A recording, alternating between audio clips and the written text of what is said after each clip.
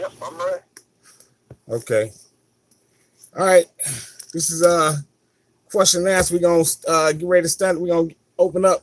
We're gonna stand up and face Jerusalem. And Brother Mark, you can open us up.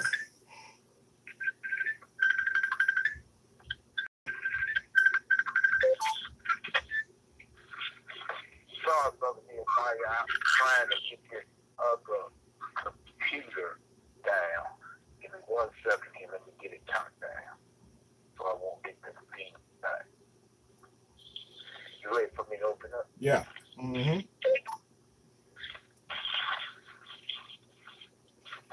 Let us pray. Our Father, which art in heaven. Our Father, which art in heaven. Hallowed be thy name. Hallowed be thy name. Thy kingdom come. Thy kingdom come. Thy will be done in earth. Thy will be done in earth as it is in heaven. as it is in heaven. Give us this day our daily bread. Give us this day our daily bread. And forgive us our debts. And forgive us our debts. As we forgive our debtors. As we forgive our debtors. And lead us not into temptation. And lead us not into temptation. But deliver us from evil. But deliver us from evil. For thine is the kingdom. For thine is the kingdom. And the power. And the power. And the glory. And the glory. Forever. Forever. These things we pray in Jesus' name. These things we pray in Jesus' name. The Holy One of Israel. The Holy One of Israel. The Mighty One of Jacob. The Mighty One of Jacob. The one true God. The one true God. And there is no other. And there is no other. Amen. Amen. Okay. This is a question and answer Bible study. I'm Brother Nehemiah, and we got Brother Mark. He'll be doing a reading for us tonight. Peace to everybody that's on the phone lines, and greetings, and we'll open up the floor for the first question. Any questions or comments? First question. Any questions or comments? I have a question, Brother Nehemiah. This is Cheryl from Dallas. Hey, it's the Cheryl from Dallas. How you doing? I'm fine. How are you? Pretty good. Hello, Brother Mark. Good afternoon. How are you? I'm fine. My question is from 119. You say Psalms 119. Okay. In verse 27. I just, I'm thinking this is talking about Jesus. I just want to make sure. I don't want to. Psalms 119 and verse 27, you say? Yes.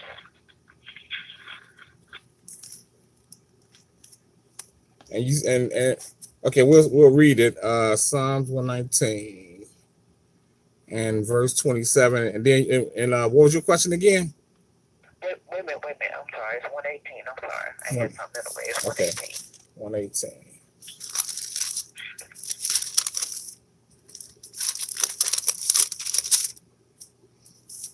And verse 27. Okay. Okay. Go ahead and read it, Brother Mark. Psalms 118 and verse 27. God is the Lord, which have showed us light. Man, the sacrifice was cold, even unto the horn of the altar. Okay. All right, and then now, what was your question again? If that was Jesus? Yeah, I was just yes. Okay. I was thinking that may have been him at the sacrifice and how they put him on the cross. Right. Okay. Let's go back a little bit. Let's start from let's just go back and read the start from the beginning here. Psalms 118, and pick it up at verse 1. We'll skip around a little bit and see if we can get some other precepts to go with this. Psalms 118, and pick it up at verse 1 and read, Brother Mark. Oh, give thanks unto the Lord, for he is good, Mm-hmm. because his mercy endures forever. Mm-hmm. Let Israel now say that has mercy, that his mercy endures forever. Go ahead. Let the house of Aaron now say that his mercy endures forever. Okay, so we know he's talking. He said, let the house of Aaron say that his mercy endures forever. Go ahead. Let them now that fear the Lord say that his mercy endures forever. I call upon the Lord in distress. The Lord answered me and set me in a large place. Go ahead. The Lord is on my side. I will not fear. What can man do unto me? The Lord taketh my part with them that help. Therefore shall I see my desire upon them that hate. It is better to trust in the Lord than to put confidence in man. Go ahead. It is better to trust in the Lord than to put confidence in princes. All nations have been bound, but in the name of the Lord will I destroy you. Go ahead. They compass me about. Yea, they compass me about. In the name of the Lord, I will destroy you. Okay. They compass me about like thieves. They are quenched as the fire of Zoe. For in the name of the Lord, I will destroy you. You know, skip down to verse 18, Brother Mark. The Lord hath chastened me sore, but he hath not given me over unto death. Open to me the gates of righteousness. I will go into thee, and I will praise the Lord. This gate of the Lord, into which the righteous shall enter. Okay. I will praise thee, for thou hast heard me, and art become my salvation. Okay, so they say, I will praise thee, but he said, I will praise thee, for thou hast heard me and art become my salvation. But this next verse, we know this is speaking of Jesus in this particular verse right here, verse 22. The stone which the builder refused is become the head stone of the corner. Okay, so he said the stone. So he said the stone. He said the stone which the builders refused. So again, we know Jesus. We know Jesus is that stone that the builders refused. We know that Jesus is the stone that builders refused, because again, he's the head of the corner. We know. Let me find it's another place. Give me a minute.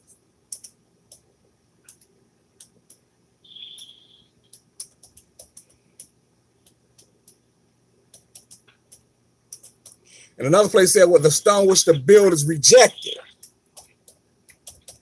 So we know this is speaking of Jesus right here.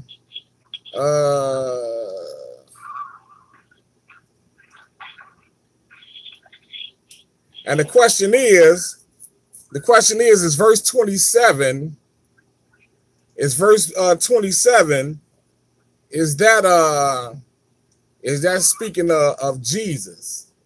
When it says bind a sacrifice, we said bind a sacrifice with cords, even to the horns of the altar. Give me a second.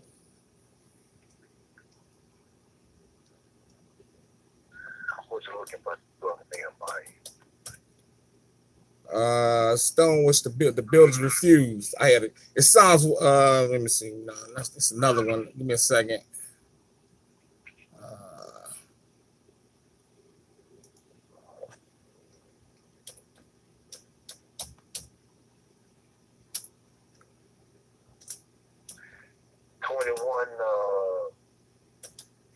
Matthew 21:42. Okay. Let's see.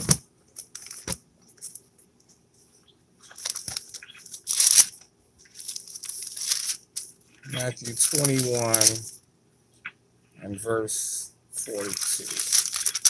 Another way it says, this one it says it becomes the head of the corner. Let me see. What head of stuff? Let's see. You say 21? Yeah, 20, Matthew 21. And 42.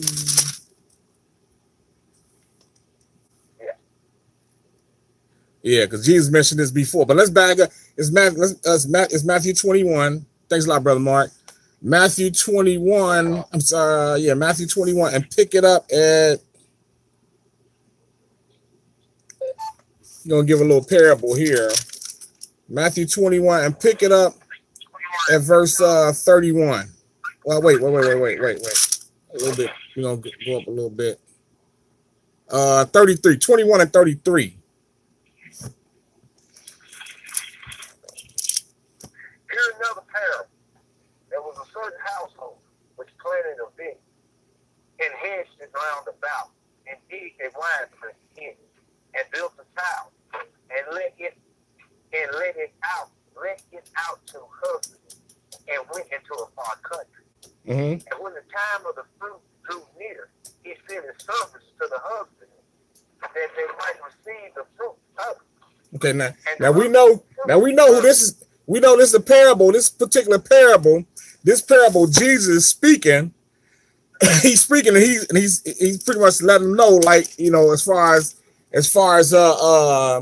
how they speaking about. He's speaking about how his father, the father's son, how the father had loaned out a vineyard. He talked about how he says how he loaned it out to the He speaks of in verse 13, he said, "Here now another parable. There was a certain household which planted a vineyard and hedged it round about it and digged the wine press." If we read in Isaiah chapter 5, it speaks about the vineyard of the Lord, because we know this is talking about the Lord's vineyard right here, which is Israel. He said, "Dig the wine press in it and built a tower and let it out into a husbandman and went to a far country." Go ahead, keep going. And the husband took his servant and beat one, and killed another, and stoned another. Again, he sent another servant, more than the first, and they did unto them likewise. Mm-hmm. But last of all, he sent unto them his son, saying, "They will reverence my son." So now he's speaking to the chief. He's speaking to the chief priest here, and he's talking about himself, pretty much how they pretty much messing up the Lord's vineyard, and how, you know, how the Lord's going to pretty much hold him responsible. But go ahead. But when the husband saw the son, they said among themselves, "This is the heir. Come, let us kill him, and let us seize on his inheritance." Right. So now he's talking about how they're going to end up killing him, basically. But go ahead. And they caught him and cast him out of the vineyard and slew him. When the Lord therefore of the vineyard cometh, what will he do unto those husbands? And those husbandmen, those are the religious leaders that took the vineyard and that took the vineyard over for themselves. But keep going. Go ahead. Verse 41. They say unto him, "He will miserably destroy those wicked men, and will rent out his vineyard unto other husbands, Go ahead. which shall render him the fruit and their seed." Go ahead. Verse. Says unto him, Uh-huh. "Did ye ever read in the scriptures, the stone which the builders rejected, the same has become the head of the corner? This is the Lord's doing, and it is marvelous in our eyes." Now we know this is speaking of Jesus, because the parable that he just gave them, he's speaking of himself, how the religious leaders are going to take him and they took the vineyard over for themselves. They rejected Jesus back, and basically they end up killing him, but he's the head of the corner. They done rejected the one that the whole thing is built on. You know, all the scriptures built on, which is Jesus. So he said in verse 42, he said, Jesus said unto them, did you never read in the scriptures, the stone which the builders rejected? And that's what we just read in Psalms 118. The same has become the head of the corner. This is the Lord's doing, and it is marvelous in his eyes. So now we know that that's speaking of Jesus. You know, let's go back to Psalms 118.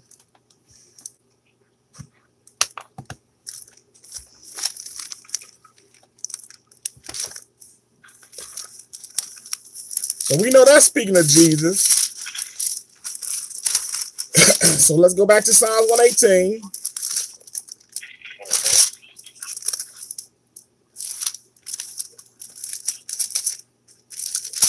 Because the question on the table is, what is that Psalms?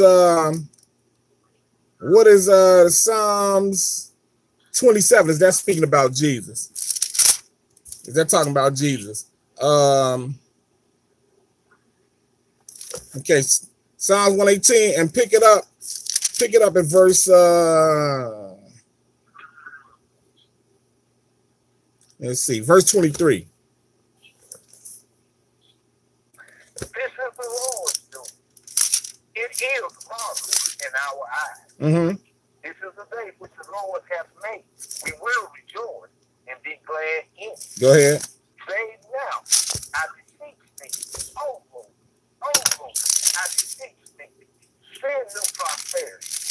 Blessed is he that cometh in the name of the Lord. Blessed is he that cometh in the out of the house of the Lord. So now he say. So now let's go back.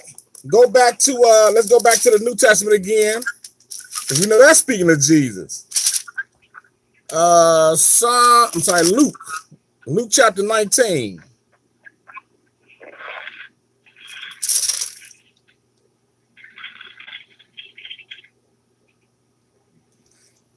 Luke chapter 19, and pick it up at pick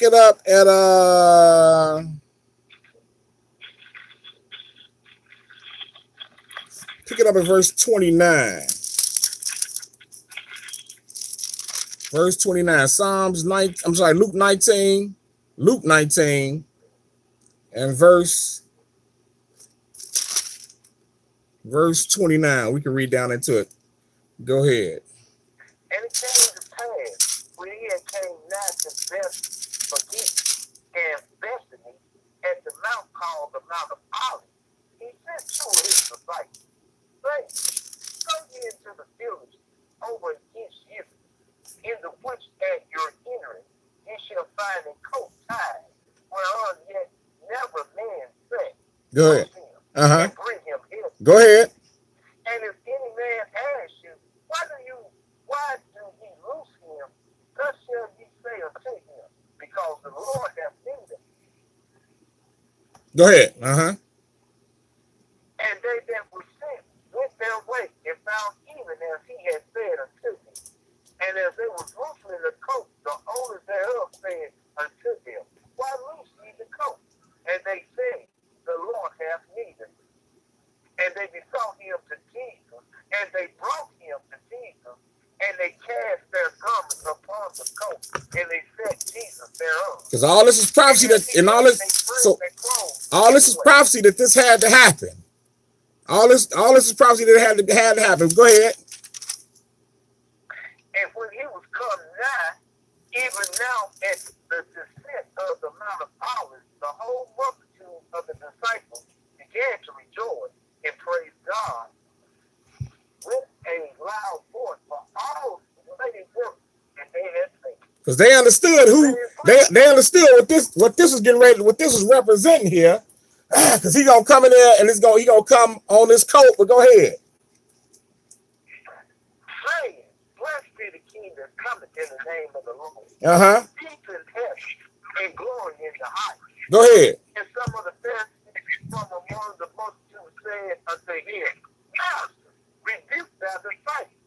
And he answered and said unto them, I tell you that, if these should hold their peace, the souls would immediately cry out. See, because they knew what this meant right here. Because they knew this was the sign of the Messiah right here. When he come like this in Zechariah 9:9. Zechariah 9:9, because again, we know just speaking about Jesus. Zechariah 9:9. Hold your hand there and look there. We're gonna go back to 118. Because again, it's all this is prophecy right here. Zechariah 9 and verse 9. Zechariah 9 and 9. Because they had said the scripture, they were saying that Jesus told them to loose this coat, that coat that was tied. He said, saying, go ye into the village over against you, and which you shall enter in, you shall find a coat tied, wherein yet never man set, loose him and bring him hither. Then he goes on to say, he said, they that went their way and found even as he said it was. And then so now the whole city is going up when they see him on this coat, because they know what this represents. But like I said, Zechariah 9:9. Go ahead, Brother Mark. Sorry about that. Zechariah 9:9. No problem, bro. Rejoice and great, O daughter of Zion. Shout, O daughter of Jerusalem. Behold, thou king cometh against thee. He is judged and having salvation. Lo, and riding upon an ass, and upon a coat, the bolt of an ass. See, they know what this meant. Because again, this is all prophecy. So now the whole city is going up. The whole city is going up. They're saying, you know, they said there's praising God. There's praising God. Go ahead, go back to Luke chapter 19 again, Brother Mark. Luke 19. Luke 19. So they found a coat. Jesus got on a coat. He riding on it. We know that fulfilled prophecy, the prophecy of Zechariah and 9 and 9 when he say rejoice, that king cometh. So he coming in. So again, that we know that represents Jesus. Luke chapter 19 and pick it up at verse 37 and read. And when he is gone now, even now at the descent of the Mount of Olives, the whole multitude of the disciples began to rejoice and praise God with a loud voice for all the mighty works that they had seen, saying, blessed be the King that cometh in the name of the Lord, peace in heaven and glory in the heights. And some of the Pharisees from among the multitude said unto him, Master, rebuke thy disciples. And he answered and said unto them, I tell you that if these should hold their peace, the stones would immediately cry out. See, so when he was come near. Go ahead. And when he was come near, he beheld the sea and wept over it. If thou hadst known, even thou, at least in this thy day, the things which belong unto thy feet, but now they are hidden from thine eyes. Okay, so that's good. Let's go back to Psalms now. So now we see that Psalms 118 and verse 26, we see that was talking about Jesus. We see that was talking about Jesus.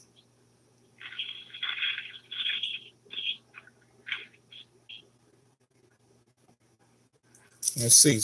Give me a second.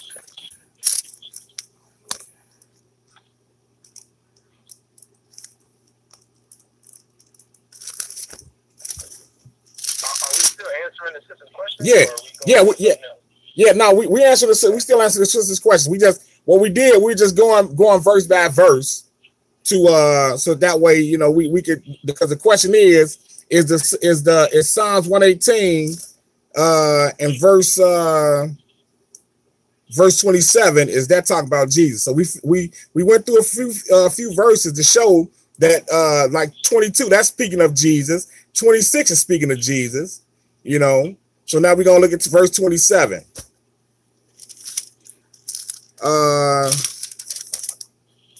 Malachi, give me a minute.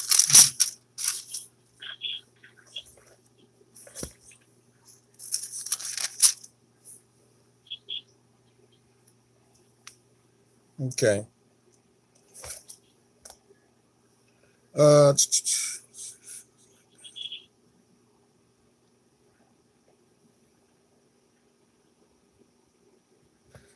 Go back to let's look at Genesis real quick. We'll just touch on this touch on this last verse now to be it. We ended here.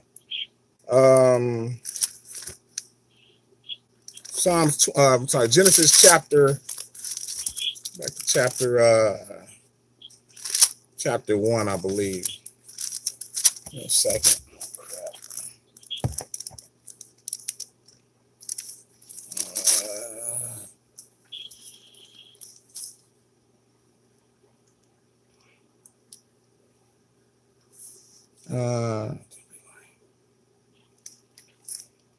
You know what? Instead of, I would have to say, you know what? I'm gonna have to leave that one. I would have to say that verse 27. I can't answer that question. I'm not sure if that's speaking of Jesus in verse 27 when it talks, because I know it talks about verse 20. Read that verse 27, brother Mark. God is the Lord. So we know that's talking about Jesus. Right. Uh-huh. And the sacrifice is cold, even unto the horns of the altar. Okay, so like I said, that's good, but that verse 27, I know the first part of this, we know this is talking about Jesus because that's who God is. He said, God is the Lord, which has showed us light. And we know that in Genesis, as far as the plan of salvation, when it talks about the plan of salvation, we know that's speaking of, you know, the light that the Lord was, that he had created, that the Lord had started for the plan of salvation. So we know that part is talking about the Lord, but when it's talking about, when it speaks of the other part, that the last part that bind the sacrifice with cords, even to the horns of the altar, I can't really say that that's speaking of Jesus. I'm not sure if that's speaking of Jesus or not. So I don't want to. I don't think I'm gonna say that particular part is speaking about Jesus, because it says bind the sacrifice with cords to the horns of the altar, and it's unless it's a brother on the line that can answer that, I'm not really sure about that particular part. I know Jesus was a sacrifice, but I don't know when it's talking about, you know, to the horns of the altar. I can't really answer that. I don't want to mess that up. So with that said, we'll just go to the next. Yeah, we'll go to the next question. But that's the best I could do on it. All right. If you want to, though, Sister Cheryl, I would say if you could make a note of that, you know, and probably ask somebody else, they could probably answer it. I would say it is, but I'm not really sure. Okay. Okay. All right. Thank you. Praise the Lord. Okay. Next question.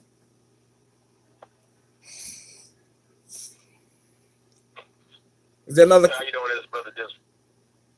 Who is this again? Who is it? You say what's your name? What's your name again, brother?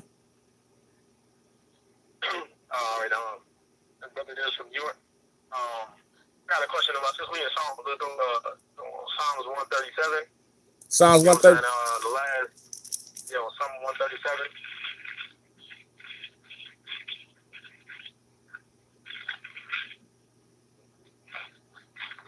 Okay, Psalms 137.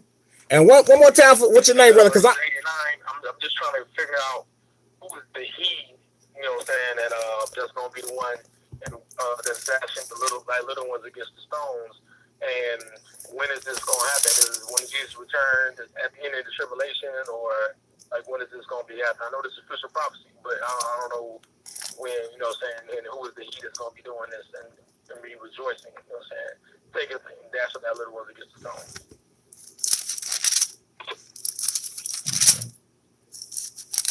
And just for clarity, my brother, I didn't get your name. You said it kind of quick. Yeah, brother Dennis, I'm from New York. Brother Dez. Dennis. Okay. All right. Psalms 137. Psalms 137 and pick it. Verse 8 and 9. Psalms 137 and pick it up at verse 8 and 9. And you say, who is this going to be that's going to be happy to dash? Yeah, who's the he, and when is this time going to be, when this happens? Okay. Psalms 137 and pick it up at verse 8. Go ahead. O daughter of Babylon, who are to be destroyed? Happy shall he be that rewarded thee as thou hast served us. Uh-huh. Happy shall shall he be that taketh and dasheth down little ones against the stone. Okay. Back up to Psalms 137 and pick it up at verse 1. Because we know, because it kind of answered this question basically, you know, because we're gonna find out who the Lord is, who this whole thing is speaking of right here. Psalms 137 and pick it up at verse 1 and read. By the rivers of Babylon, there we sat down.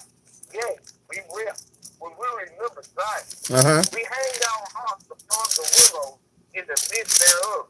For there they that carried us away captive required of us a song, and they that wasted us required of us mirth.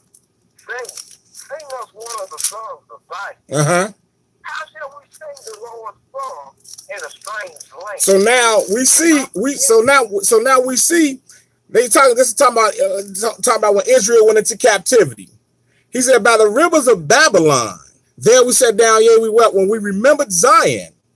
And he said, we hanged our hearts upon the willows of in the midst thereof, for they that carried us away captive required of us a song. And we know, and he's talking about pretty much Babylon right now. You know, this when Nebuchadnezzar, you know, when we took Israel into captivity, you know, say during the time of Jeremiah, that was pretty much the end of the as far as Israel being a nation. You know, because he took Judah and Benjamin and the rest of the Levites into captivity that were there. So that was the end of our nation right there. But it's talking about Babylon here. He said, by the rivers of Babylon, there we sat down, yea, we wept when we remembered Zion. We hanged our harps upon the willows in the midst thereof, for they that carried us away captive, again, that was Babylon, required of us a song, and they that wasted us required of us mirth, saying, sing us one of the songs of Zion. Go ahead. How shall we sing the Lord's song in a strange land? If I forget thee, O Jerusalem, let my right hand forget her cunt. Go ahead. If I do not remember thee, let my tongue cleave to the roof of my mouth. Go ahead. If I prefer not Jerusalem above my chief joy, remember, O Lord, the children of Edom in the day of Jerusalem, who said, raise up, raise it, even to the foundation thereof. Okay, so we know that because he's gonna call off these nations here. He's talking about Edom. He said, remember, O Lord, the day of Edom, who was talking, because they were there, they were cheering on, you know. Of course, they ended up taking over the land as well. Go ahead. O daughter of Babylon, who ought to be destroyed? Happy shall he be that rewarded thee as thou hast served us. Happy shall he be that takes and dashes thy little one against the stone. So it's going to be in reverse. It's going to be in reverse. He said, Lord, remember all them. He talked about Edom. He said, O daughter of Babylon, who are to be destroyed. Because again, the whole world. I got that. Right. The whole world is Babylon. The question was, who is the he, and when is this going to take place? Right. So that's what I was getting to. Because again, the whole world is Babylon right now. Everything is messed up. We in captivity. We scattered. We destroyed. This is the time of the Gentiles, and they ruling right now. So he say, happy shall he be. Who is he? The same ones he talked about. The same one that went into captivity. Because the Lord is gonna reverse this thing, and Israel gonna take over, and we know when the Lord comes. Well, you know what? Look at Zechariah. Let's look at Zechariah 14.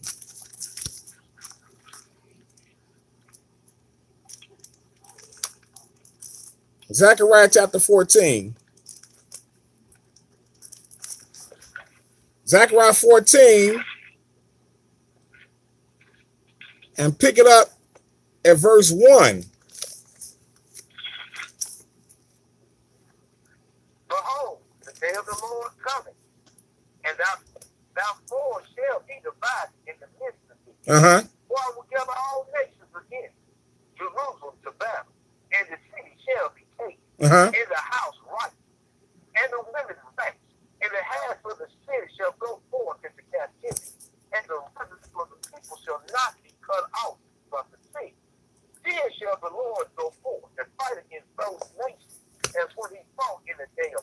So now we see some fighting going on. We see fighting going on here. We see fighting as the Lord returning.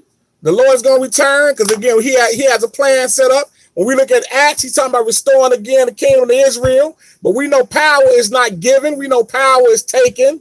And that's what's going on here. It's going to be some violence involved. He said, then shall the Lord go forth and fight against those nations as when he fought the day of battle. Verse 4. And his feet shall stand in that day upon the Mount of Olives, which is before Jerusalem on the east. And the Mount of Olives shall freeze in the midst thereof toward the east and toward the west. And there shall be a very great valley, and half of the mountain shall remove toward the north, and half of it toward the south. And ye shall flee to the valley of the mountain, for the valley of the mountain shall reach unto anything. Go ahead. Ye shall flee, like as ye fled from before the earthquake in the days of Uzziah, king of Judah, and the Lord my God shall come, and all the saints with him.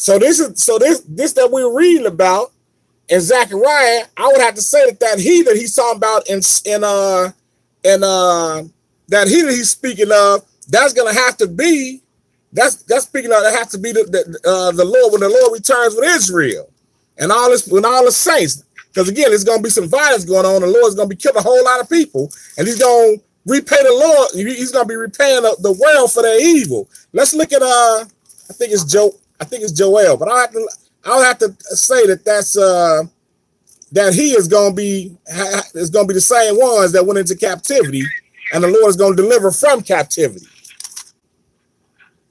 Okay,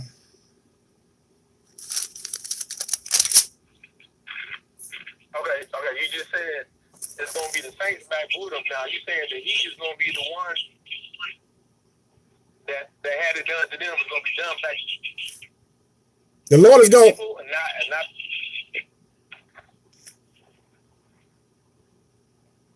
Go ahead. Hello. Yeah, I'm sure. I'm here. Yeah, so it's going to be the actual people that had it done to them, or is it going to be the saints doing it, or is it going to be the Messiah doing it? That's the key. What trying to figure out. When the Lord returns and all the saints with him, you know, those people are pretty much going to be God that's going to resurrect. You understand? So the Lord's going to have, it's not going to be no.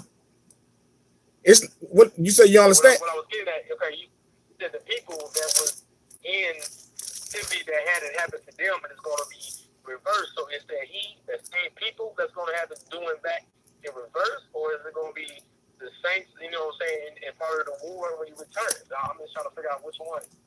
Happy shall he be?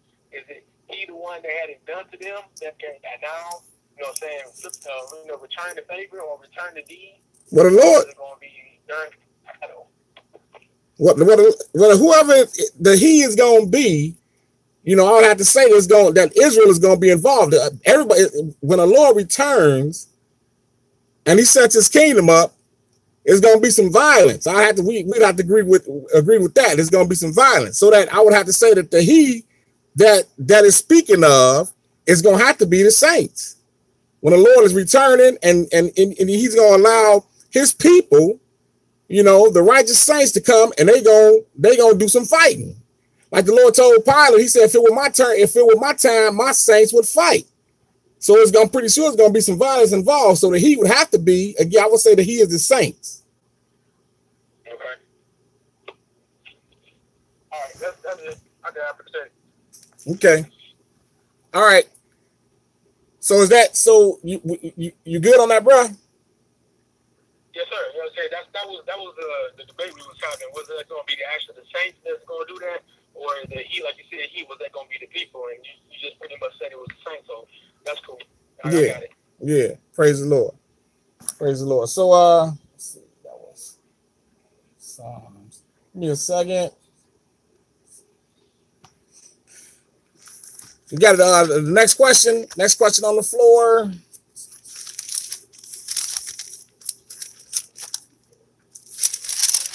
Any other questions or comments?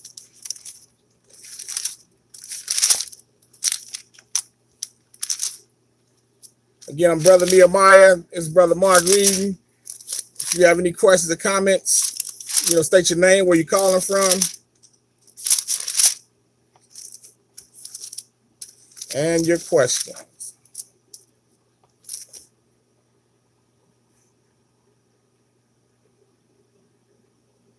Any questions or comments? Okay. No questions or comments.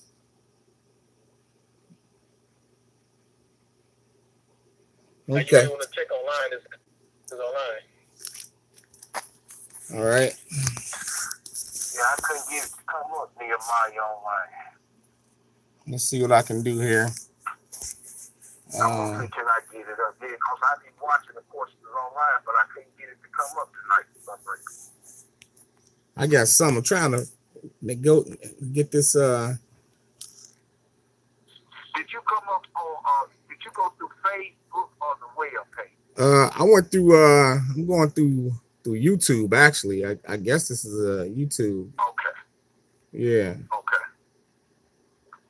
Okay. Somebody asked a question. It's a couple questions here. What is the law on remarriage? What is the law on remarriage? So I guess if somebody wants to get married again, you know what? I got this. I got my old Bible here. I'm about to get my other Bible real quick. This one got the page. It's a page missing. Give me a second.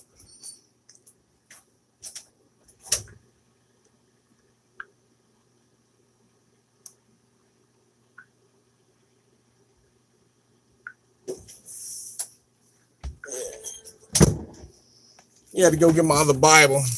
This one is worn out. I end up using my old Bible.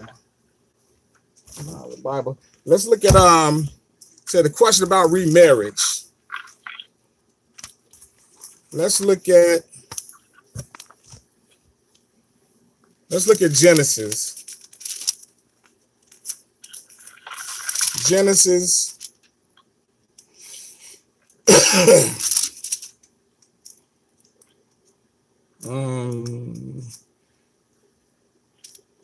Genesis chapter 2, and pick it up at verse 18. We'll go right into it. Genesis chapter 2 and verse 18.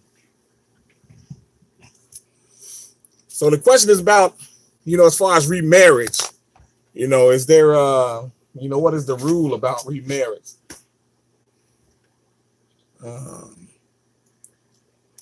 Pick it up at verse 8, Genesis 2 and 18.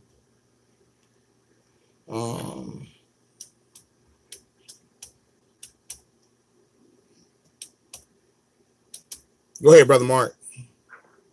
When you get there. Genesis chapter 2 and verse 18. And the Lord God said, it is not good that the man should be alone. I will make him an helpmeet for him.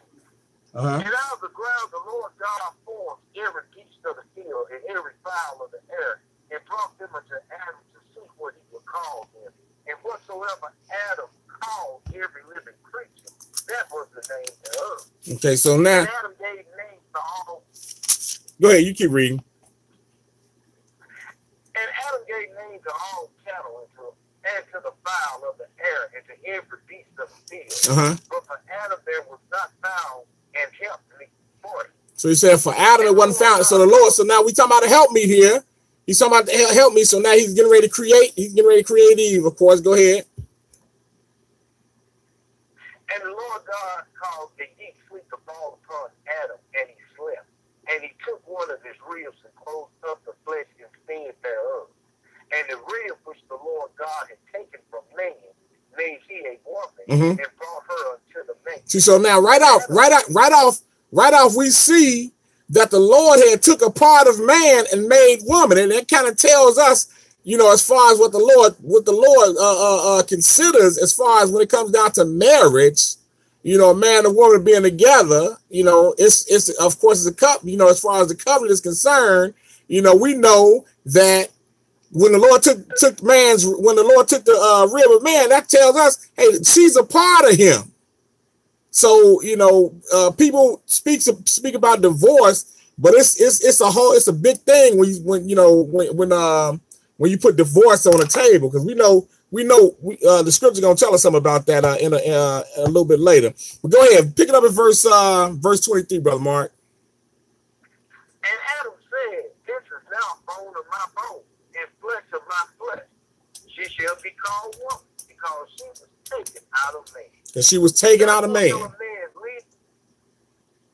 Go ahead. Therefore shall a man leave his father and his mother, and shall cleave unto his wife, and they shall be one flesh. And they shall be one flesh. So now that's what the Lord, that's how the Lord looks at it. The Lord look at when a man and a woman when a man and his wife get together, they one. They become one. We see here they were one right here when the Lord made Adam and Eve. So now they were made to be one. So now let's look at did you finish that verse 25, Brother Mark? No, I didn't. Go ahead. And they were both naked, and the man and his wife, and were not ashamed. And they were both naked, the man and his wife, and were not ashamed. And his wife. So again, they were married, they were together. And the Lord took the rib of man and made her. That kind of tells us that, hey, he took a part of himself. The Lord took a part of Adam, took a part of the man, and made his helpmeet form. And it shows us their relationship. They were, she came out of man. But now you got people that look at it when it comes down to divorce. They want to separate. What the Lord has put together. The Lord had said it in let's look at Matthew chapter 19. Matthew 19.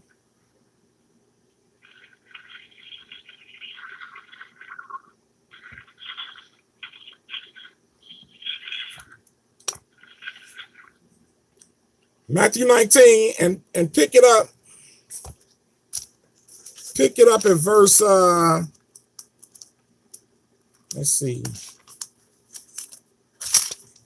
I want to say verse 8, but hold on for a second.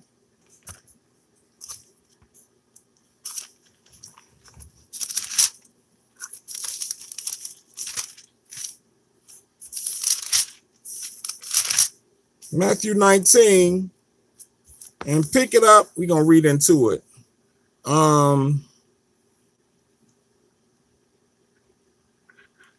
Let's pick it up at verse 3. Matthew 19 and 3. Go ahead. The Pharisees also came unto him, tempting him, and saying unto him, Is it lawful for a man to put away his wife for every cause? So now they had a question. They had a question. Is it as far as divorce go? Because we know that's what put away mean. But go ahead. And he answered and said unto them, Have you not read that he which made them at the beginning made them male and female? And saying, For this cause shall a man leave father and mother, and shall cleave to his wife, and they twine shall be one flesh. And we just read that in Genesis. We just read that in Genesis, how the Lord had took the rib from Adam. He took Adam's rib and he created his wife. He created Eve with it. And he said he told them they should leave father and mother, and the man should cleave to his wife, and they supposed to be one flesh. That's what he's talking about here. So now he said in verse 5, he said, For this cause shall a man leave his father and mother and cleave to his wife, and they twain shall be one flesh. Go ahead, verse 6. Wherefore they are no more twain, but one flesh. What therefore God hath joined together, let no man put apart. See, it's not supposed to be no divorce. See, it's not supposed to be no divorce. And they say, so now they gonna question Jesus. If they supposed to be one flesh. Verse 7. They say unto him, Why did Moses then command to give a writing of divorcement and to put her away? Because it ain't. So now he says, so why did Moses do that? Because they were mistreating their wives. They're mistreating their wives, saying, you know, like you had the example of when his brother had accused the woman of messing around. You know, he accused of messing around. And the scripture says, you know, if the sister had committed adultery on him, hey, she's supposed to be put to death. Or for that matter, fornication, she's supposed to be killed. And he made up a story, basically saying that she wasn't a virgin when he went into her. Basically saying that, you know, she committed fornication on him. That somebody had it first. In other words, somebody hid it first. And he knew that could cost her life.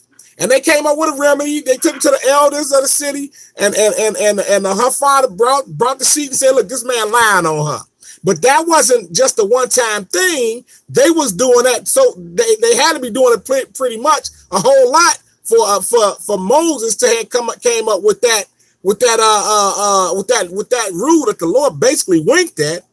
But he says here, he said they asked him, said, so verse 7, he said, they said to him, why didn't Moses then command to give a writing of divorcement and to put her away? And then Jesus gonna answer, verse 8. The to thee, Moses, because of the hardness of your heart, suffered you to put away your wife, but from the beginning it was not so. He says, so from the beginning it wasn't so. So the question is, what are the rules of remarrying? What are the rules? So now let's go back, because we know basically it wasn't supposed to be that way, but it is what it is nowadays. You know, and when somebody asks about the rules of remarrying, the rules of remarrying are pretty much the same rules of marrying in the beginning. You know, because the same the whole I would say this, you know, and I've been married. I've been with my wife for going on 34, 35 years now. You know, and the one thing I understand is that I can't run from me. And she can't run from her. And at the end of the day, when it's all said and done, you still gonna have to deal with each other. You know, so whatever you got that you're gonna carry into another marriage, it's gonna be the same thing you had from the previous marriage. It's gonna be yourself. But only thing is gonna be somebody, another person, your wife, or for that matter, the husband. You know, the man or woman that's going to come into a relationship. Hey, everybody's going to have, nobody is perfect. You don't plant, and I say it all the time, you don't plant a apple seed, a little small seed in the dirt one day and go out there the next day and pick fruit from it. You can't do it. You cannot do it. You have to nourish it. You have to take care of that. You got to plant, you got to water, you got to plant seed, you got to water it, you got to clean out the dirt, the leaves and all the rubbish from around it, make sure don't nothing choke it up, water it, make sure you taking care of it every day until you start seeing some fruit come out of it. Marriage is the same way. It's the very same way. And if you're not willing to put in the work, like you have so many people nowadays that's not willing to do that, hey, you need to be by yourself. And if you're not willing to be by yourself, hey, and you're gonna get married, you might as you gotta, you know, put in your mind that you're gonna have to change. Or make sure that you ain't carrying you ain't marrying nobody crazy. But let's look at this. Genesis 24. Go back to I'm sorry, not Genesis, Deuteronomy 24. Deuteronomy 24. Again, it takes work. And nowadays, you know, you have people that get married and before the ink is even dry on the paper, they talking about divorce. You got billboards, you know, with people advertising divorce. You know, advertise divorce. It's crazy nowadays. Nobody is willing to put in the work. And that's what it is. That's exactly what it is. And even though you don't see the fruit right away, as long as you keep working towards your marriage and working, you're going to see the fruit one day. But the thing is, are you willing to put in a time, you know, until it becomes that one day? But Deuteronomy 24, and pick it up Deuteronomy 24 and pick it up at verse pick it up at verse 1. Deuteronomy 24 and verse 1. Go ahead. When a man has taken a wife and married her, and it comes to pass that she find no favor in his eyes, because he has found some uncleanliness in her, then let him write her a bill of divorcement and give it in her hand and send her out of his house. Mm-hmm. And when she is departed out of his house, she may go and be another man's wife. Go ahead. And if the latter husband hate her and write her a bill of divorcement and give it in her hand and sendeth her out of his house, or if the latter husband die, which took her to be his wife, her former husband would send her away, may not take her again to be his wife after that she is defiled, for that is an abomination before the Lord, and thou shalt not cause the land to sin, which the Lord thy God giveth thee for an inheritance. See, so it's just so messed up right now. Nowadays, you got people going back and marrying the person they divorced. You know, they didn't divorce. They didn't, you know, going back and marrying they former spouse. But it says here, it says the latter. It says it speaks of verse 1 speaks of writing her a bill of divorcement. Then she can go out of the house, out of the man's house. But why is that again? That's because they was mistreating their wives. And he said, if the latter husband hate her and write her a bill of divorcement and give it to her, give it in her hand and send it out, or if the latter husband die, and we're gonna talk a little bit about that, which her husband is, which took her to be his wife. Then it says her former husband, which sent her away, may not take her again to be his wife. So now you have a rule that says she can't go back to the one that she was divorced from. But they got that going on nowadays too. See, and the Lord said that that's an abomination. So now that's a rule concerning marriage. But let's give me a second here. I'm gonna find this other scripture real quick. Because you have so many people, they going, that's the only way to be free is if they die. You know why I'm looking for that? Let's look at let's go to Ephesians.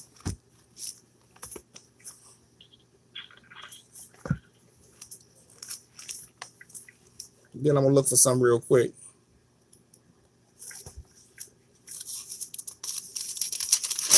If you're not willing to put in the work,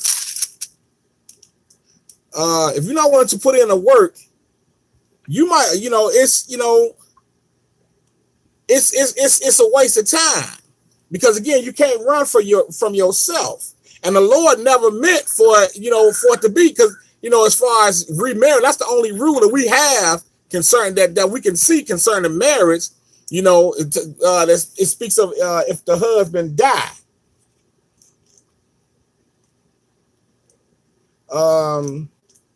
Picking up at Ephesians chapter 6 and verse Ephesians 6 and pick it up.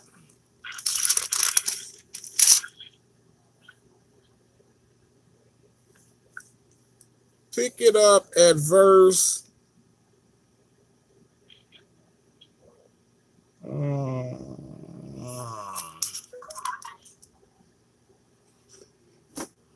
I just had it. Ephesians 6.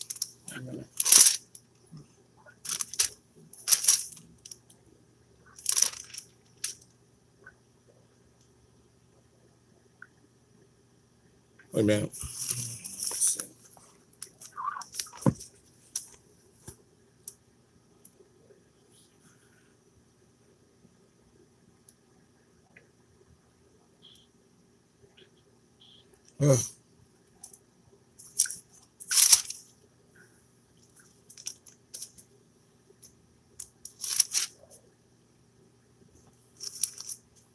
me a minute. Give me a second.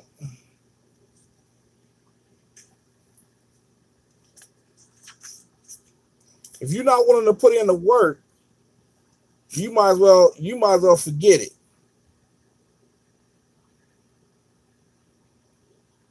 It's Ephesians 5. Just a second.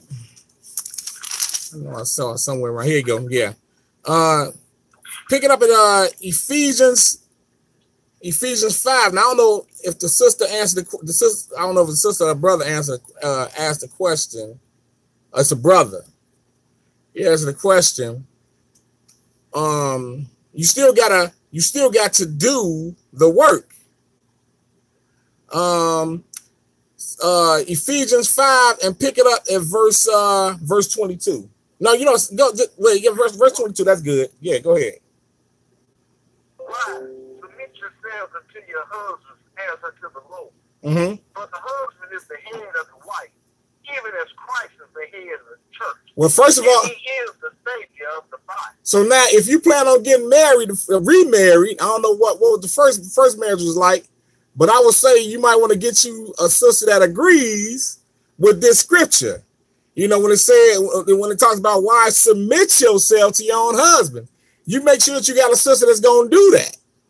You know, that understands that, because everybody don't agree with that word. Yeah, a lot of sisters, for that matter, women that don't agree with that word submit. But don't matter if they agree or not, it's what the book says. So you need to get you know, if you're going to be remarried again, get you somebody that believes in the book, that's going to deal with this book. So it says, why submit yourselves unto your own husbands as unto the Lord.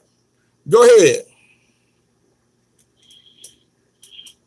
Therefore, as the church is subject unto Christ, so let the wives be to their own husband in everything. So now, she got to submit herself, and she got to be submissive and everything, not just some things.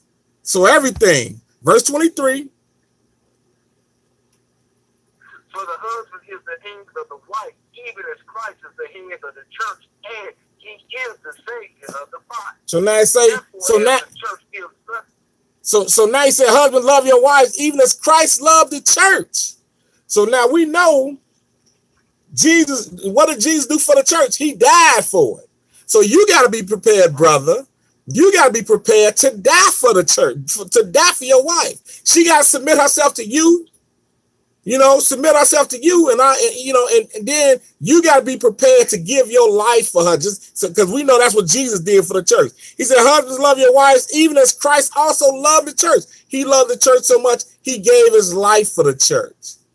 He gave his life. So that means you got to get out there and you got to provide. You got to do everything you possibly can for your wife and for your family. So if you're going to be remarried, you got to make sure that you put that in your mind, because once you remarry again, we're not talking about, you know, what they do nowadays. One person said I do, and the next one say I do, and then they don't. No, you got to do your part.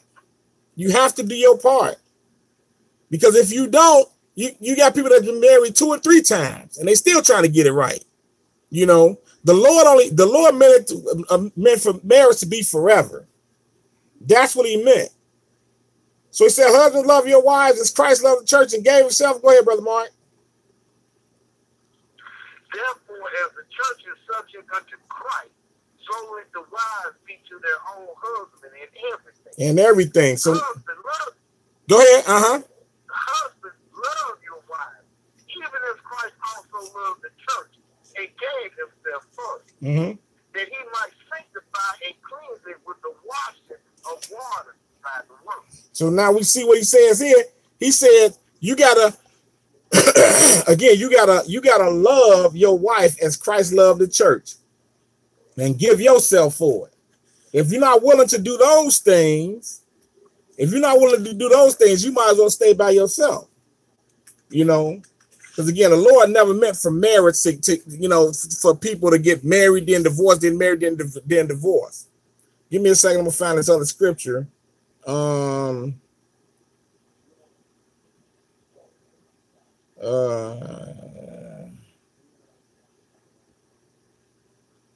Let's look at. Let me see. Let me look at Leviticus 19 real quick.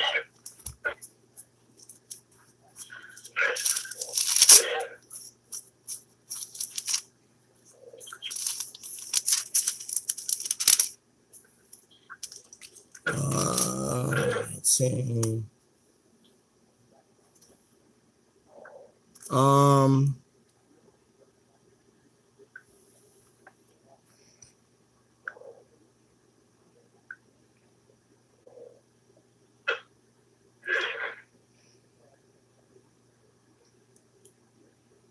Numbers 30.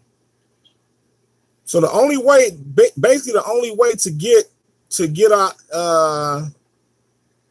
out of it is if her husband basically dies. If the husband died, or if one of the spouses die, that's the only way that you can get remarried. You know, that's the only way out of that marriage. Other than that, you pretty much gotta be there and for the duration. But if you ain't willing to do those things, you know, you might want to think about it before you talk about getting remarried again. Make sure that you ready to do your part. And I just leave it at that. Okay. All right, Brother Mark. Any other questions or comments? I'm gonna look on this line real quick.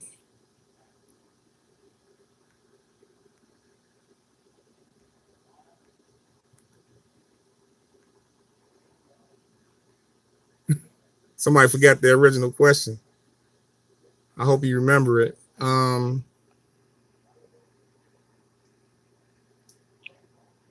Is there anything you could tell me about the 144,000? All right, we'll answer. We'll look at this. The question is I'm sorry, I just was thinking, was you talking about something about that divorcement and the woman's thigh? Sorry, she was looking for. Say that one more time. A few minutes ago, you said you was looking for some scriptures about divorcing of a wife. I was asking you, was you looking for those verses where it was talking about a woman's thigh? If drinking the water. Not the jealousy, the jealousy scripture. No, not that. Oh, okay. No, I was talking about it. Yeah, it was talking about if she could have another husband, you know, a person can get remarried. Only way out of that, only way out of marriage is if the spouse dies. That's pretty much it. Right. You know, yeah. But somebody asked the question about the 144,000. 140.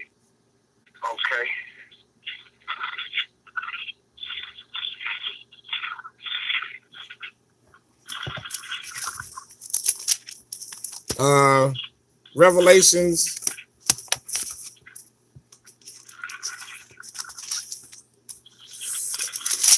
The 14.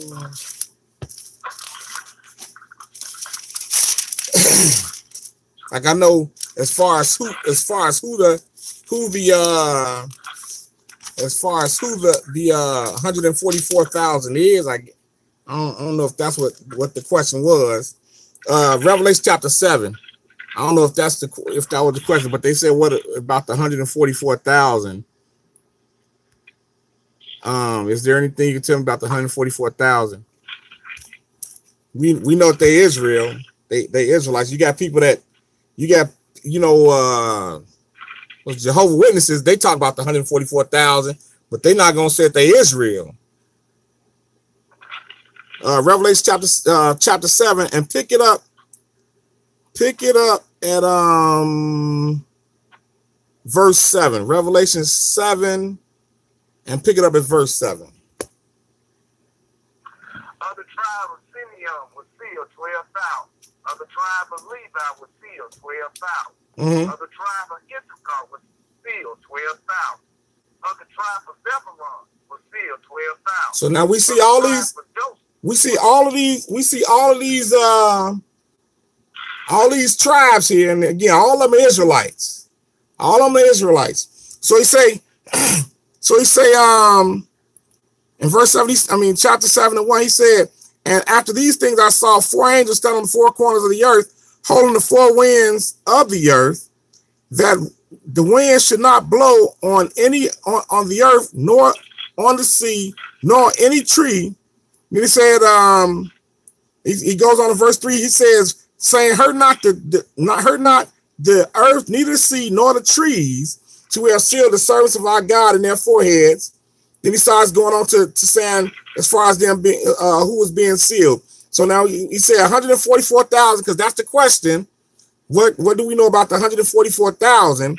He said, I heard the number of them which were sealed, and the number of them which were sealed, and there was sealed 144,000 of all the tribes of the children of Israel. Then he goes on to verse 5. Read verse 5 again, Brother Mark. Of the tribe of Judah was sealed 12,000. Of the tribe of Reuben was sealed 12,000. Of the tribe of Gad was sealed 12,000. And of the tribe of Asher was sealed 12,000. So now you know what? If we continue to go, it's going to have all the tribes of Israel here. It's going to have 144 of the tribe of Israel. But you know what? This is not the first time that the Lord, we're going to learn something from this. This is not the first time the Lord sealed anybody. Look at Ezekiel. Let's look at Ezekiel. Because again, we see he sealed all Israel. And the question is, what do we know about the 144,000? We know they're not Jehovah's Witnesses as far as what they believe nowadays to be Jehovah's Witnesses. We know that those are Jehovah's Witnesses, but the real Jehovah's Witnesses. But anyway, Ezekiel chapter 9, we're going to look at the Lord sealing. He's going to seal some other people here. So it's nothing new. Ezekiel chapter 9, and pick it up at verse 1. Ezekiel 9 and 1. Go ahead. He cried also in mine ears with a loud voice, saying, cause them that have charge over the city to draw near, even every man with his destroying weapon in his hand. And behold, 6 men came from the way of the higher gate, which lies toward the north, and every man a slaughter weapon in his hand. And one man among them was clothed with linen, with a writer's inkhorn by his side. They went in and stood beside the brazen altar. And the glory of the God of Israel was gone up from the chair whereupon he was to the threshold of the house. And he called to the man clothed with linen, and had the writer's inkhorn by his side. Go ahead. And the Lord said unto him, go down the midst of the city, through the midst of Jerusalem, and set a mark upon the foreheads of the men that sigh, that cry for all the abominations that be done in the midst thereof. So we got some sealing. We got some sealing going on here. The Lord is sealing. So it's not. That's one thing we can always count on. It's always a record of the Lord doing something before. Because the Lord don't do nothing new. He don't do nothing new. So we got an example here of him doing it, of him sealing some people before. So he says in verse 4, he said, and the Lord said unto him, go through the midst of the city, through the midst of Jerusalem, and set a mark upon the foreheads of the men that sigh and that cry for all the abominations that be done in the midst thereof. In verse and pick up verse 5, Brother Mark. And to the others he said, in mine hearing, go ye after him through the city, and smite. Let not your eyes spare, neither have ye pity. Play utterly old and young, both maids and little children and women, but come not near any man upon whom is the mark, and began at my sanctuary. Then they began at the ancient men which were before the house. So now we see that the Lord had sealed, just like he had sealed that 144,000. He did in the Old Testament too, as far as sealing some people. He put a mark on them and he sealed them. So that's an example of the Lord sealing some people. But that 144,000, because we just learned something on the way to learning something. That 144,000, that was Israel. those are Israelites, of course. We got some more questions on online. Who was staying? Woo.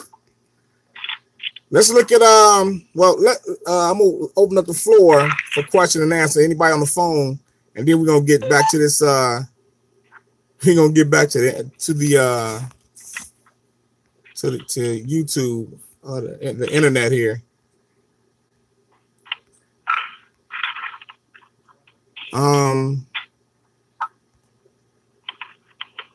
Any questions or comments on the phone line? Any questions or comments on the phone line?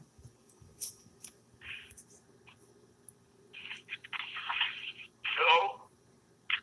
Yes. I'm trying to find the scripture before I tell, but I can get back to you later. Okay. So you're trying to find a scripture? Yep.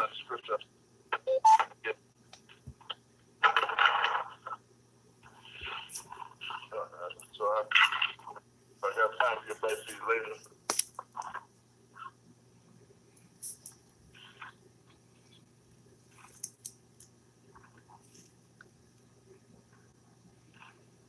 You say you get back to me later? Yes. Okay. Any other questions or comments? Okay, brother. You when you find us, let me know. Any other questions or comments?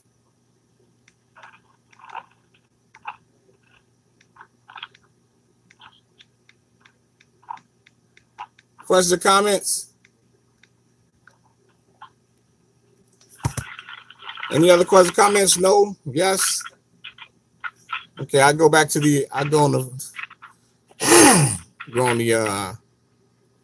on the web here.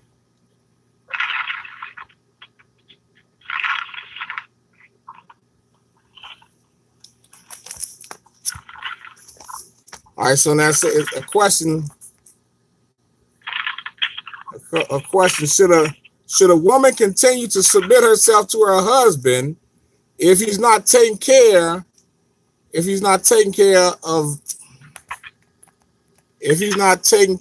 of her as the Bible instructs? It's a good question.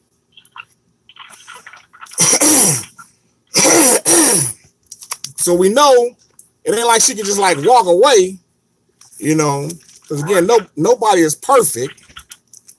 But you gotta make sure that you're doing your part and let the Lord worry about the rest. You gotta make sure you take care of your part. Let's look at you know what? Let's look at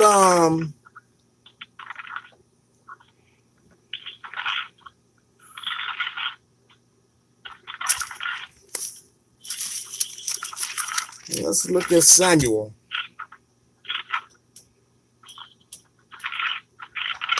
Let's look at Samuel. Let's look at an example of that. 1 Samuel 25.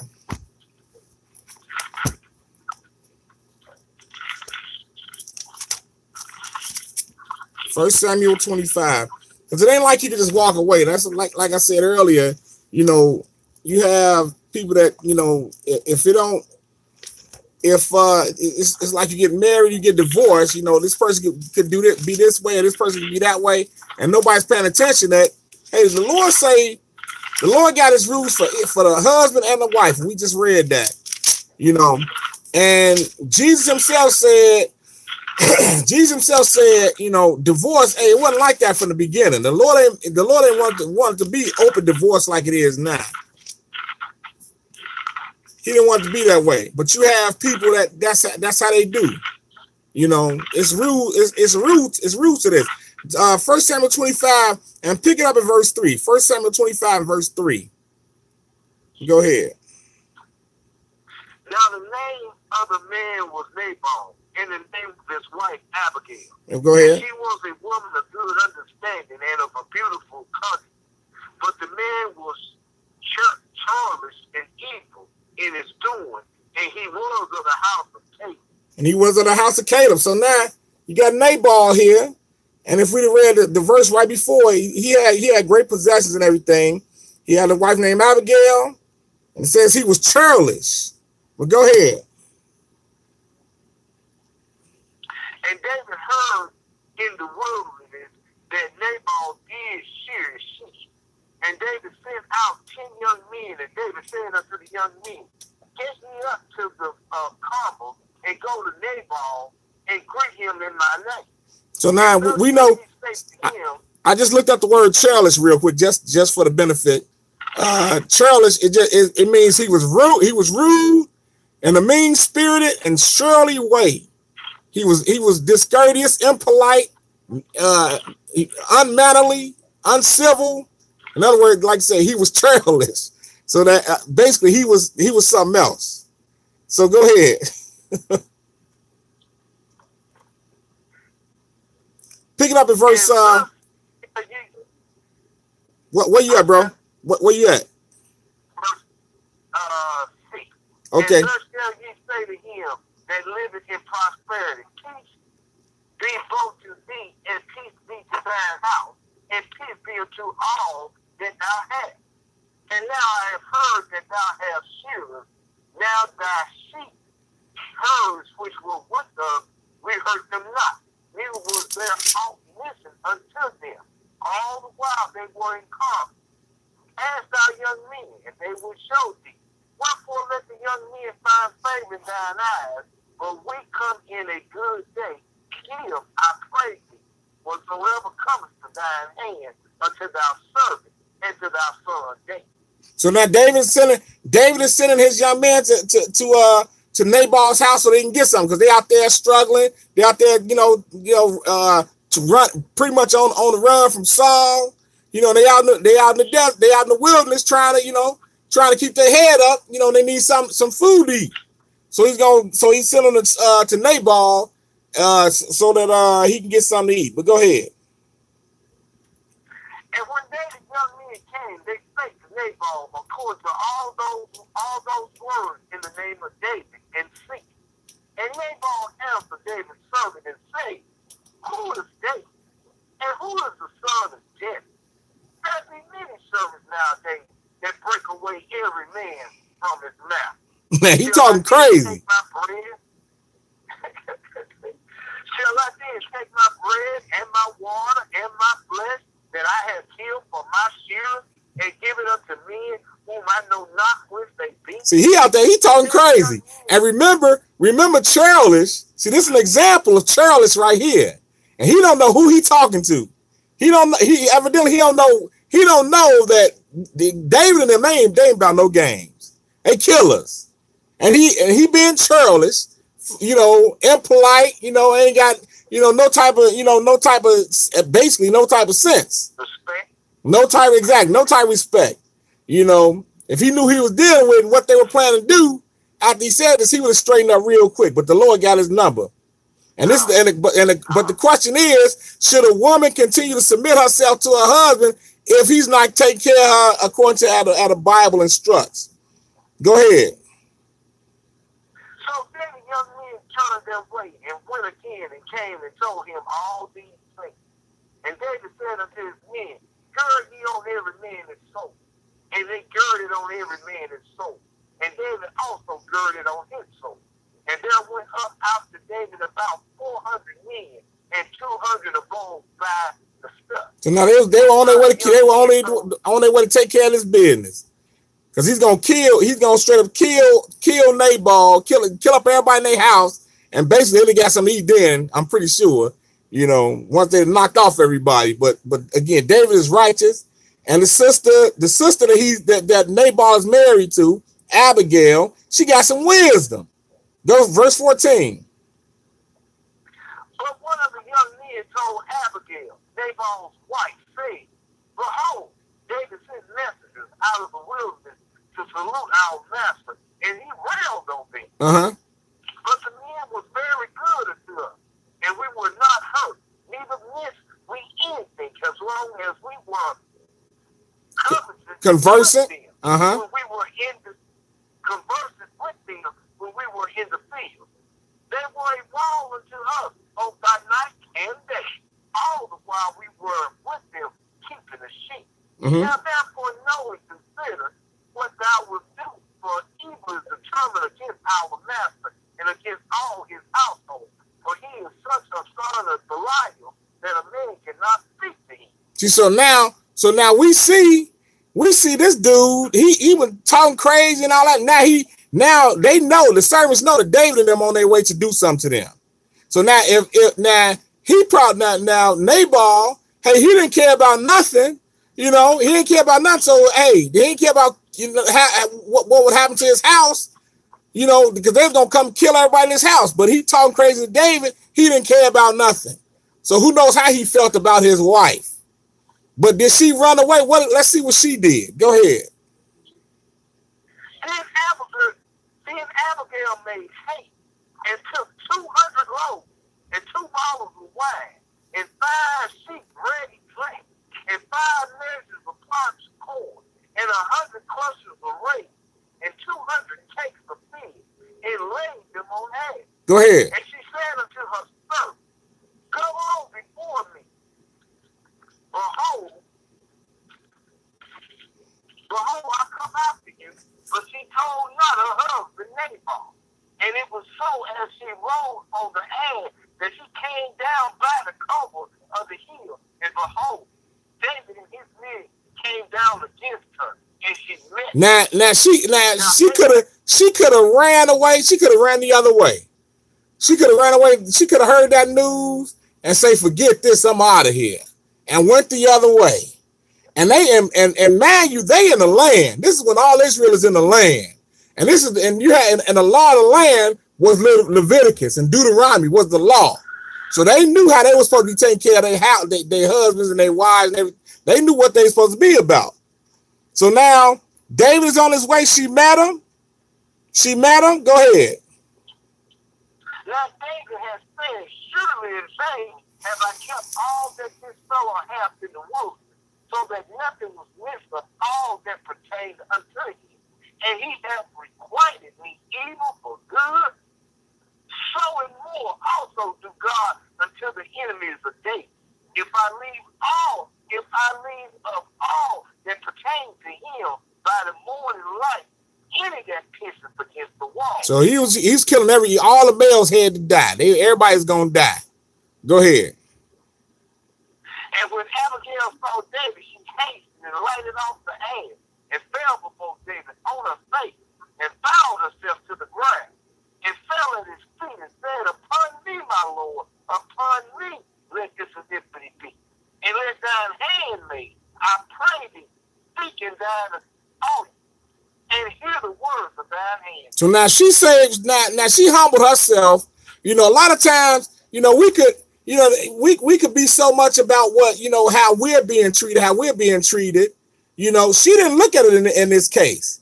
She was taking care of the whole. She looked at the big picture, saving her house.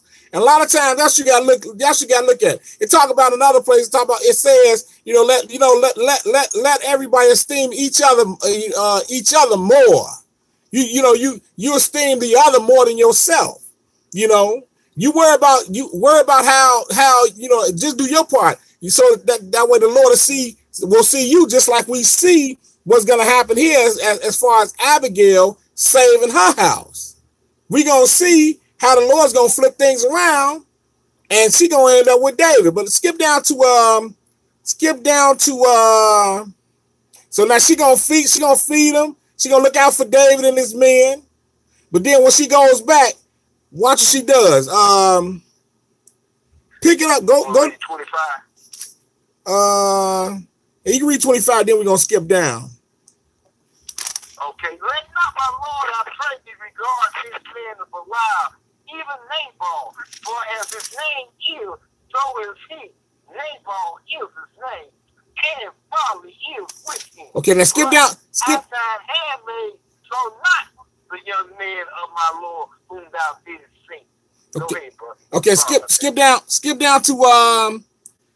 down to verse 35 and read. So David received of her hand that which she had brought him, and said unto her, go up in peace to thine house. See, I have hearkened to thy voice, and have accepted thy purpose. Now she done looked out, and David said, "Go to your house."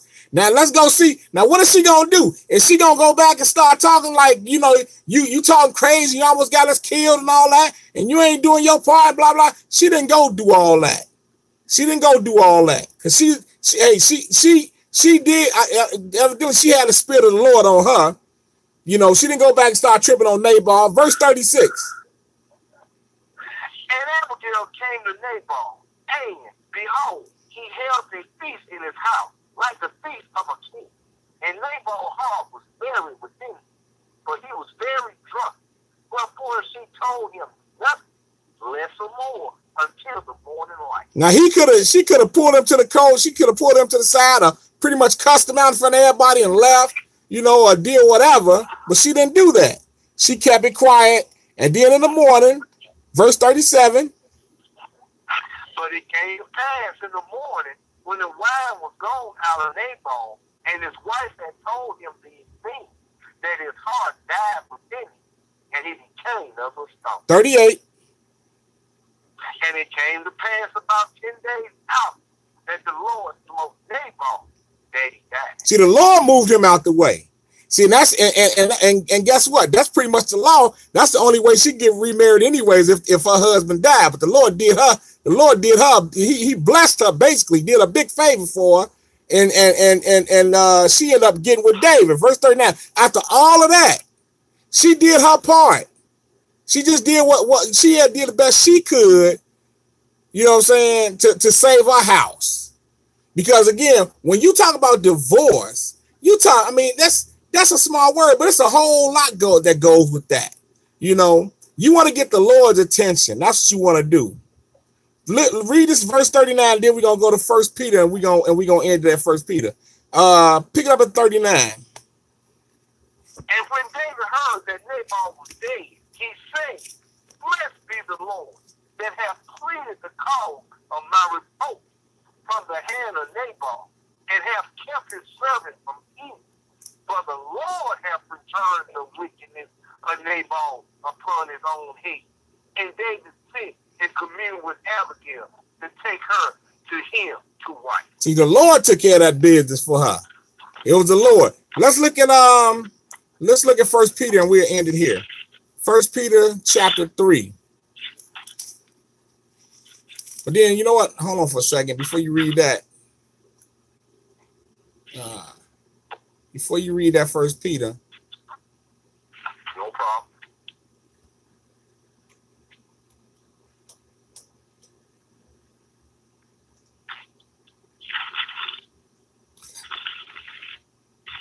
So you have to, you know, this one probably would be better than this first, well, we'll touch on this. Then we're gonna end instead of ending it right here. We're in there, Timothy. 1 Peter. Look at 1 Peter.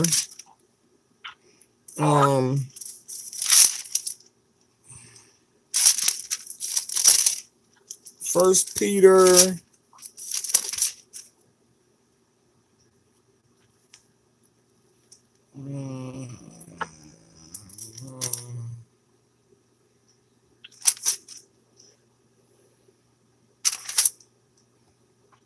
I want to say 1 Peter chapter 3.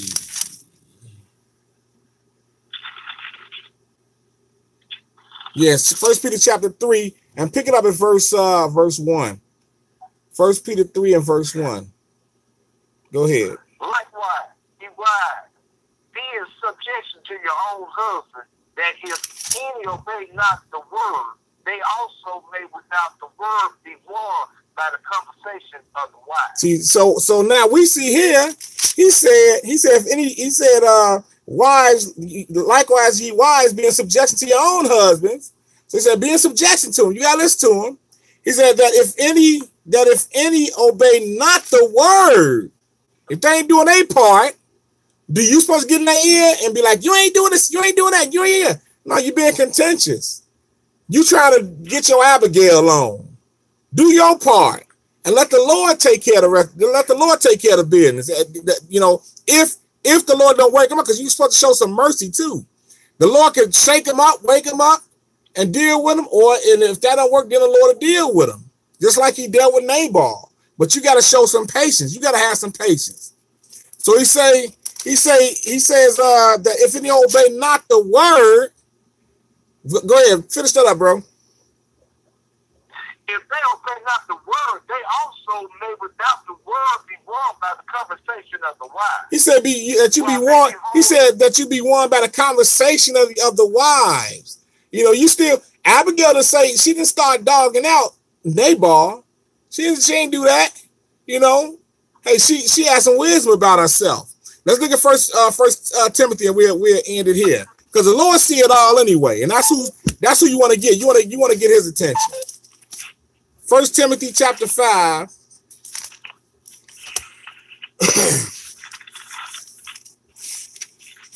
1 Timothy 5. And pick it up. We're going to read one verse, 5 and 8. 1 Timothy 5 and pick it up at verse 8. Because the Lord has rules and regulations, but you know, just like he had knocked off, you know, Nabal. Hey, if you ain't doing the job, the husband ain't doing his job. He's supposed to be the provider. The Lord will deal with him. 1 Timothy 5 and pick it up at verse 8. Go ahead. But if he provide not for his own, especially for those of his own house, he has denied the faith and is worse than an infidel. So now he said if you ain't take care of your own house and you ain't providing, you don't even believe in the Lord. So let the Lord decide, you know, how you should be treated. Basically, you just do your part and let the Lord do the rest. The Lord see it. He hear it all. His hand ain't short. The Lord see it all. And we could have went to Malachi too. How the Lord paying attention to a man, how a man treat his wife. You just make sure you do your part. So, any questions or comments on the line? Any questions or comments? Hopefully that helps somebody out in Jesus' name.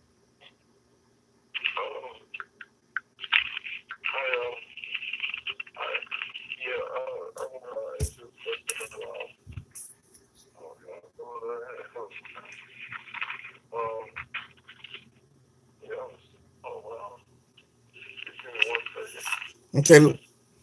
Well, you still looking for that? It's another question here.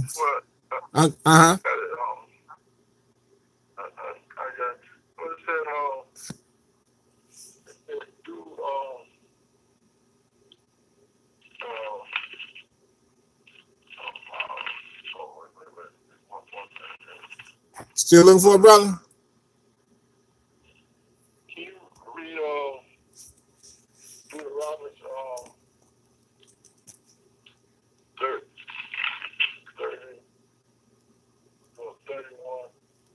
You said Deuteronomy 30? 31. Deuteronomy 31, what verse?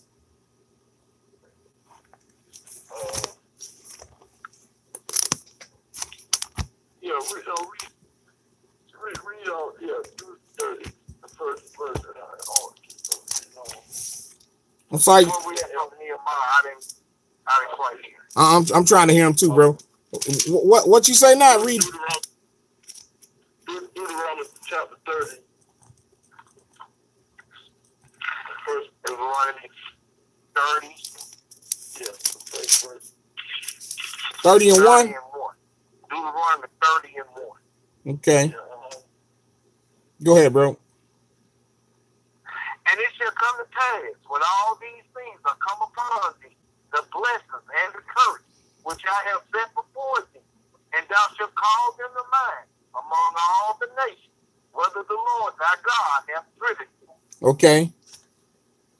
What was your question, bro?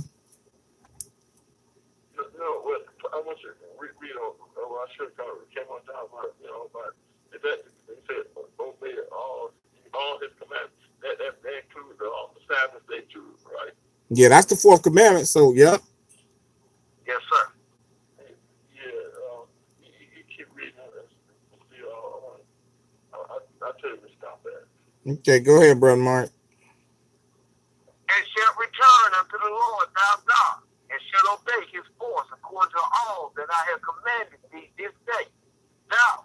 thy children with all thy heart and with all thy soul. That when the Lord thy God will turn thy captivity and have compassion upon thee, and will return and gather thee from all the nations, whether the Lord thy God hath gathered thee. If any of thine be driven out unto the outermost part of heaven, from this will the Lord thy God gather thee, and from this will he fetch thee. And the Lord thy God will bring thee into the land which thy fathers possessed, and thou shalt possess it, and he will do thee good and multiply thee above thy fathers. Okay, did you? What was your question, bro? When it said, obey, I got a scripture on here that said, obey all his commandments. Because the reason why I said because there's a preacher told me that when Jesus, the Bible said, obey the commandments, it wasn't talking about that there was other commandments that he was talking about, you know, but he wasn't talking about the Sabbath day. Okay, let's look at if you want to talk about the Sabbath, let's look at Exodus. Let's look at Exodus. Because the Sabbath is, you know, that's important to the Lord. So we know the Lord ain't gonna talk about, he ain't gonna say, you know, this one commandment you ain't gotta keep. No, he's talking about keeping his commandments. Yeah. You know, Exodus chapter 31, and pick it up at verse 13. This is how important the Lord's Sabbath is to him. Exodus 31 and verse 12. Exodus 31 and 12. Go ahead when you get there, bro. And the Lord spake unto Moses, saying, Speak thou also unto the children of Israel, saying, Verily my Sabbath ye shall keep, for it is a sign between me and you throughout your generation, that you may know that I am the Lord that doth sanctify you. So now he said he said it's a sign. He said the Sabbath. He said, verily my Sabbath ye shall keep. It is a sign between me and you. And he said throughout your generations. So the Lord requires us to still keep his Sabbath day. Even, you know, and he said he put an S on that because we know the Lord has high Sabbaths as well. But we know if we read in Leviticus 23, he speaks of the weekly Sabbath. So the Lord had to be talking. He had to be talking about that in there. So now we see he said it's a sign between him and his people.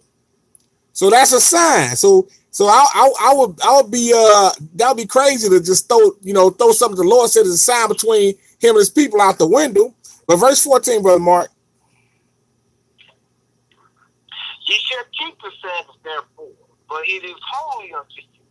Everyone that defileth it shall surely be put to death. For whosoever doeth any work therein, that soul shall be cut off from among his people. And we got an example of that when that man was gathering sticks in the book of Numbers. He was gathering sticks, and the Lord had him put to death. That man, if he wasn't talking about the Sabbath, that man can stand up, and that man can stand up and say, Lord, you had me put to death. But now all of a sudden the Sabbath don't mean nothing. No, the Sabbath still mean everything it mean. It still mean that. You got it. So it's still good. It's still good. Go ahead, verse 15. 6 days may work be done, but in the Sabbath is the Sabbath of rest, holy to the Lord. Whosoever doeth any work in the Sabbath day, he shall surely be put to death. Go ahead. Wherefore the children of Israel shall keep the Sabbath, to observe the Sabbath throughout their generation. So we see in 15 he said 6 days may work be done. So now talking about the weekly Sabbath right there that we reading now. The weekly Sabbath. So he did put that in there as the weekly Sabbath. He said that's a sound between him and his people. Verse 16, Brother Mark. One more time. It is a sign. Wherefore the children of Israel shall keep the Sabbath, to observe throughout their generation for a perpetual covenant. between me and the children of Israel forever. But days the Lord made heaven and earth, and on the seventh day he rested and was refreshed. And he did that. He rested. It wasn't because he was tired, but it's because it pointed to something greater to come, which is 1,000 years of peace. Praise the Lord. Verse 18. And he gave unto Moses, when he had made an end of communion with him upon Mount Sinai, 2 tables of testimony, tables of stone, written with the finger of God. Okay, let's look at Ezekiel now. Ezekiel chapter 20.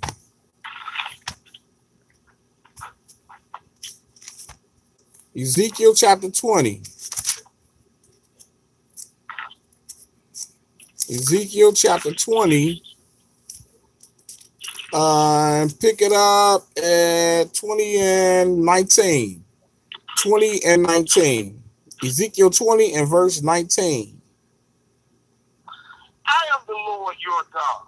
Walk in my statutes and keep my judgments and do them. Go ahead. And hallow my Sabbath, and they shall be a sign between me and you, that ye may know that I am the Lord your God. So he said it again. He said, my Sabbath is a sign between me and you. He said it again. He said again. He said, hallow my Sabbath, and they shall be a sign between me and you, that ye may know that I am the Lord your God. So we know as far as the 10 commandments, and that's the 4th commandment. The Lord thinks highly of his 10 commandments. He thinks highly of his Sabbath. So if you pollute his Sabbath, like we know that man did in the book of Numbers, as a matter of fact, let me see if we can find it real quick. And we know that the Lord, he don't take too kind of that. I think it's Numbers 11. Let's see. We know the Lord, he don't take too kindly. He don't take too kindly to people polluting his holy Sabbath. Wait a minute.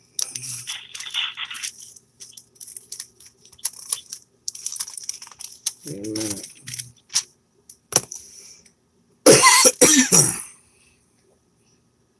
He don't take too kindly to that at all.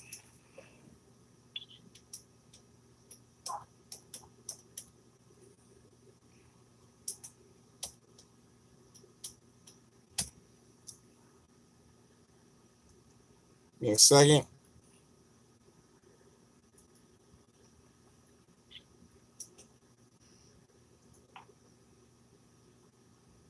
Numbers 15, that's what it is. Numbers 15. Numbers 15.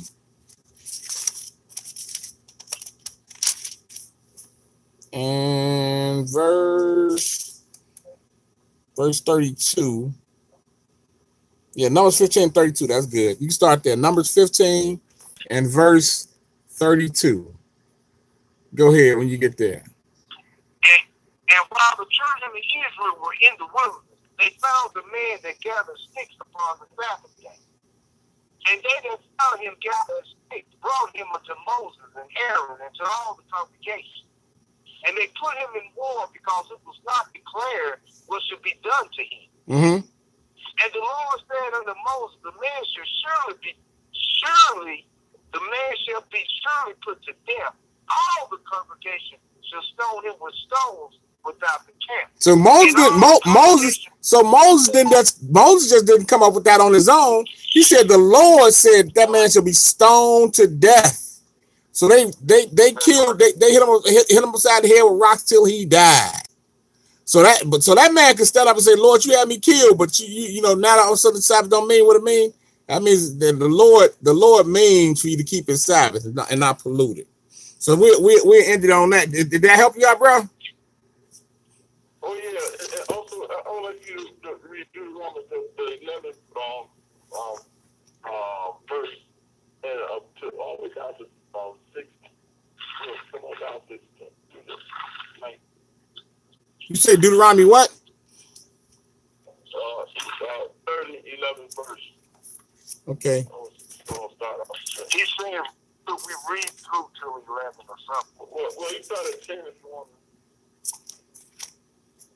Deuteronomy 30 and 10. 10 and 11. Okay, Deuteronomy 30 and 10.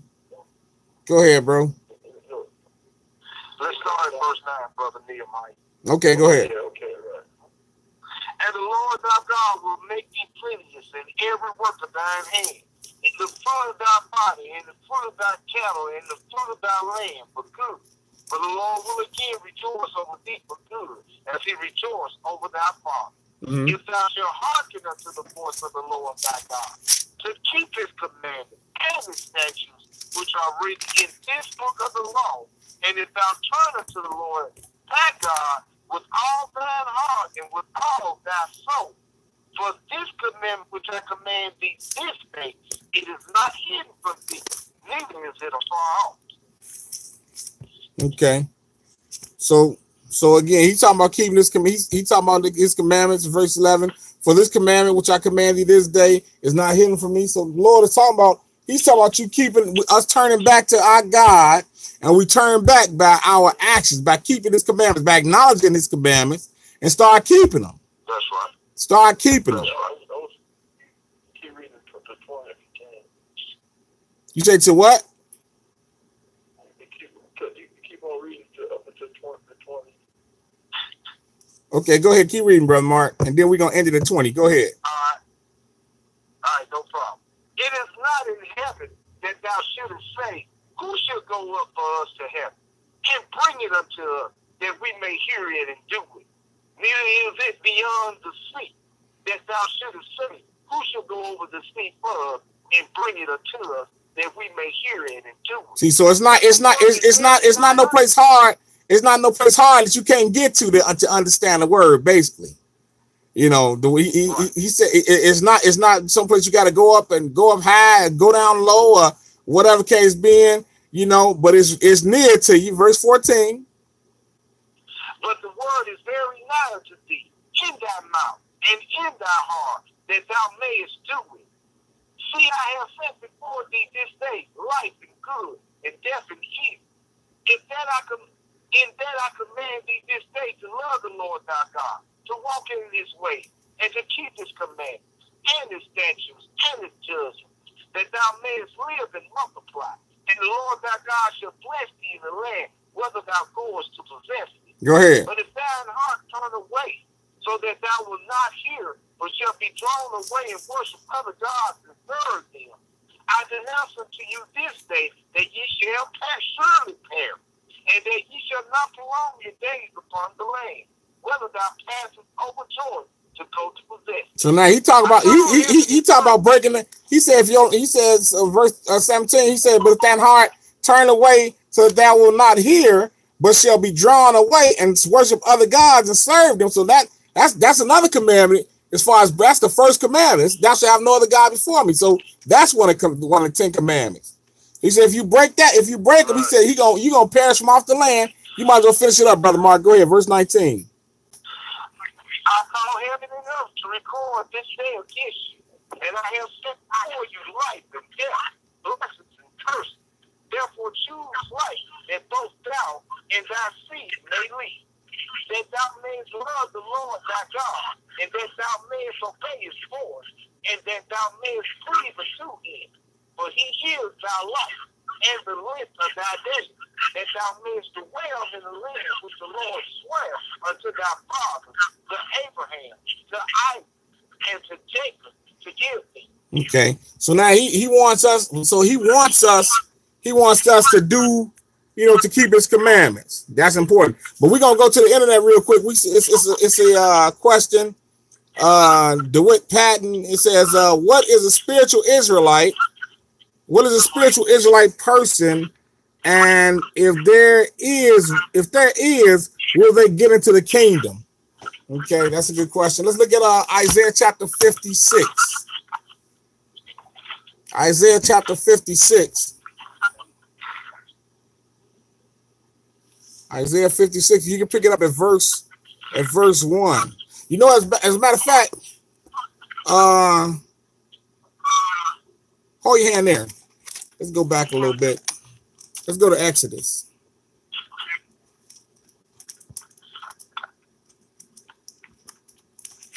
if I can find it. Because when Israel came up out of Egypt, I was gonna say somebody, because somebody we got some feedback. If you can mute your phone. When Israel came up out of Egypt, it wasn't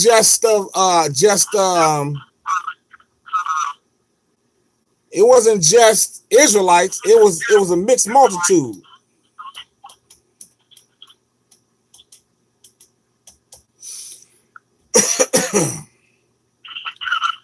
So what is a spiritual Israelite? It's Exodus chapter 12.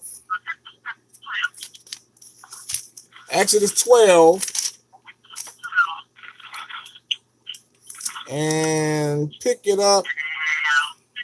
We're gonna skip around a little bit. 12 and 1.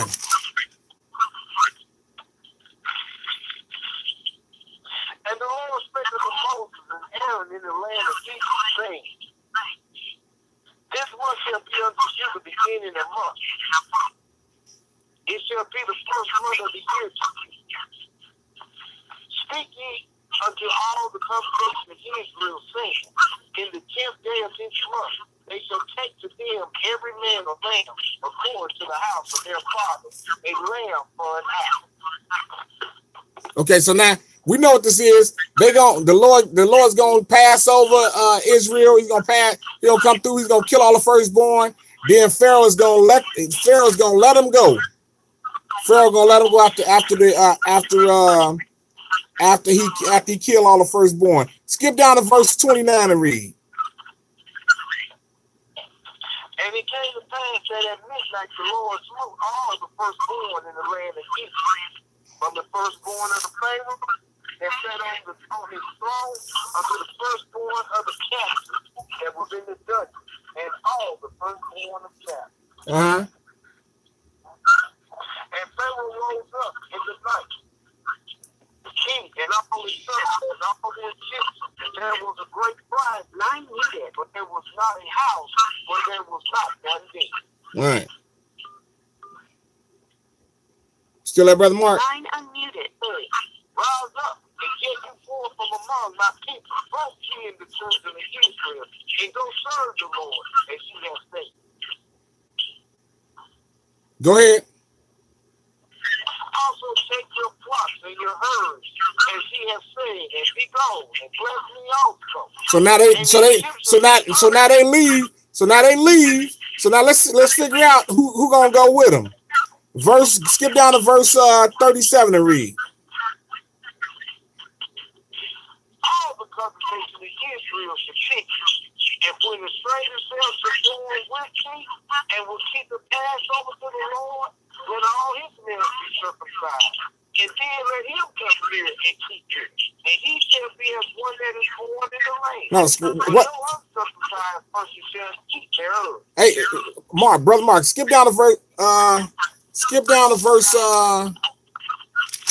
What's that? Verse 37. Did you skip down to verse 37? Exodus 12 and 37. 47 to 48.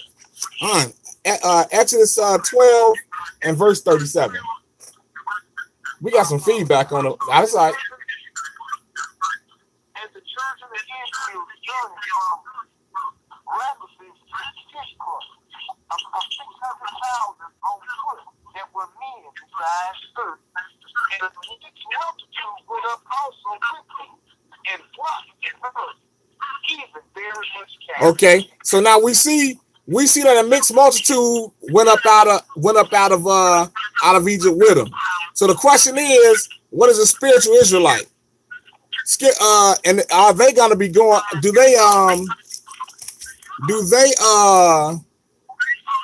Are they going to end up in the land? Are they going to get into the kingdom? Look at Isaiah 56 now.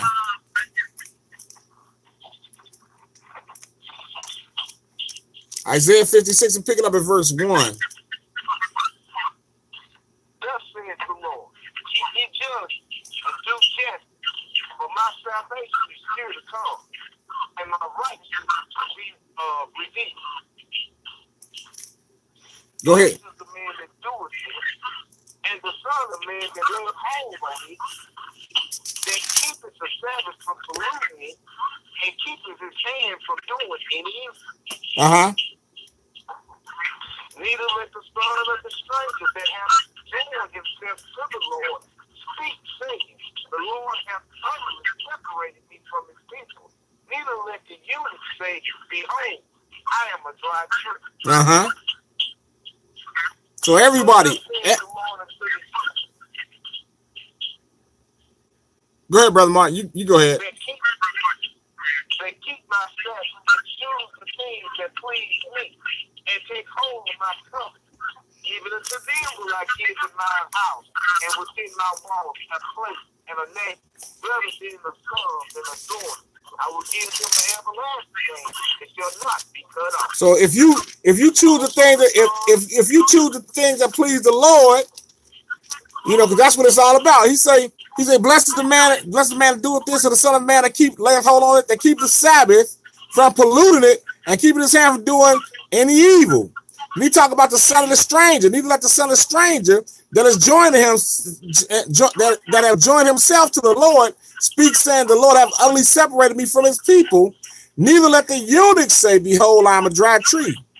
So he says, for thus saith the Lord unto the eunuchs that keep my Sabbath and choose the things that please me and take hold of my covenant, even unto them will I give in mine house and within my walls a place and a name better than of sons and of daughters.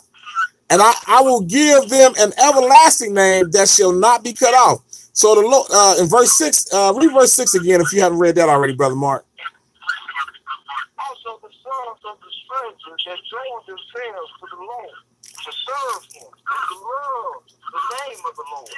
He is serving, even one that keeps the Sabbath from polluting it and take hold of my covenant.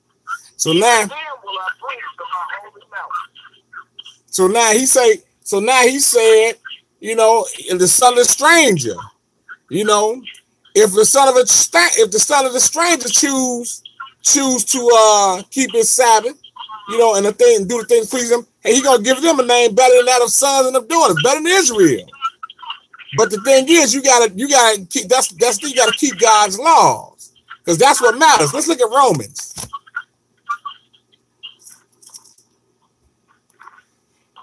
Romans chapter 2. Romans chapter 2. And pick it up at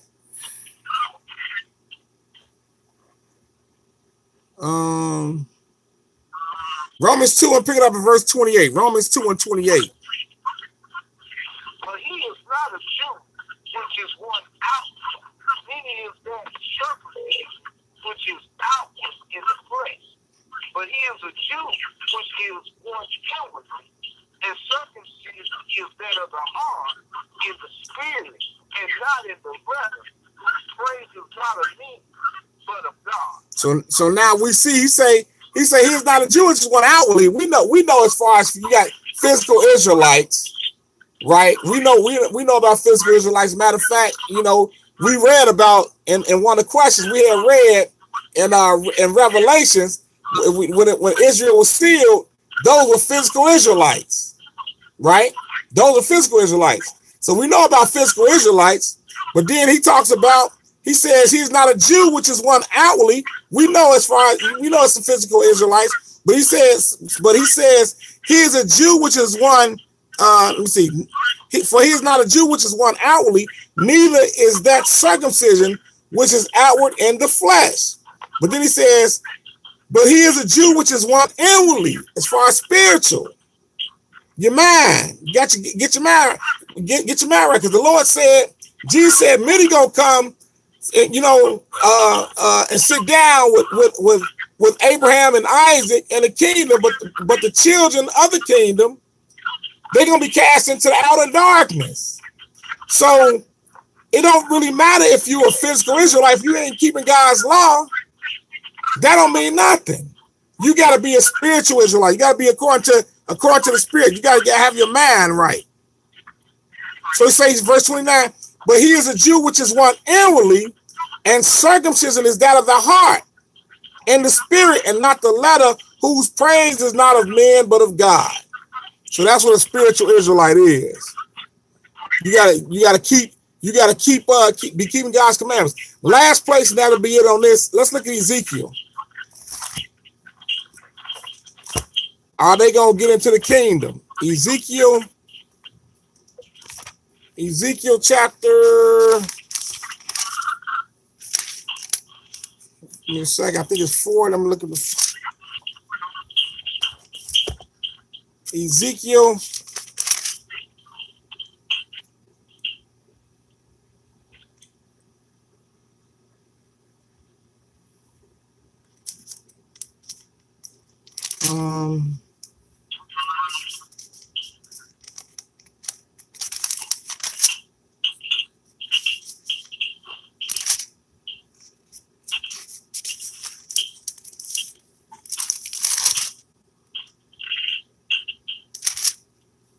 Because this is when the Lord returned, he split up the land. So we know, and this is way in the future. Ezekiel chapter 47. Ezekiel chapter 47, and pick it up at verse 21. Ezekiel 47 and 21.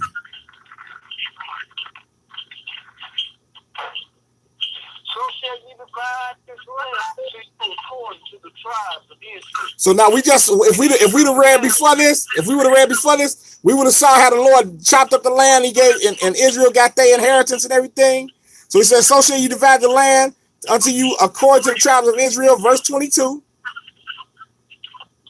And it shall come to pass that ye shall divide it by lot for an inheritance unto you and to the strangers that sojourn among you, who shall begat children among you, and they shall be unto you as born in the country among the children of Israel.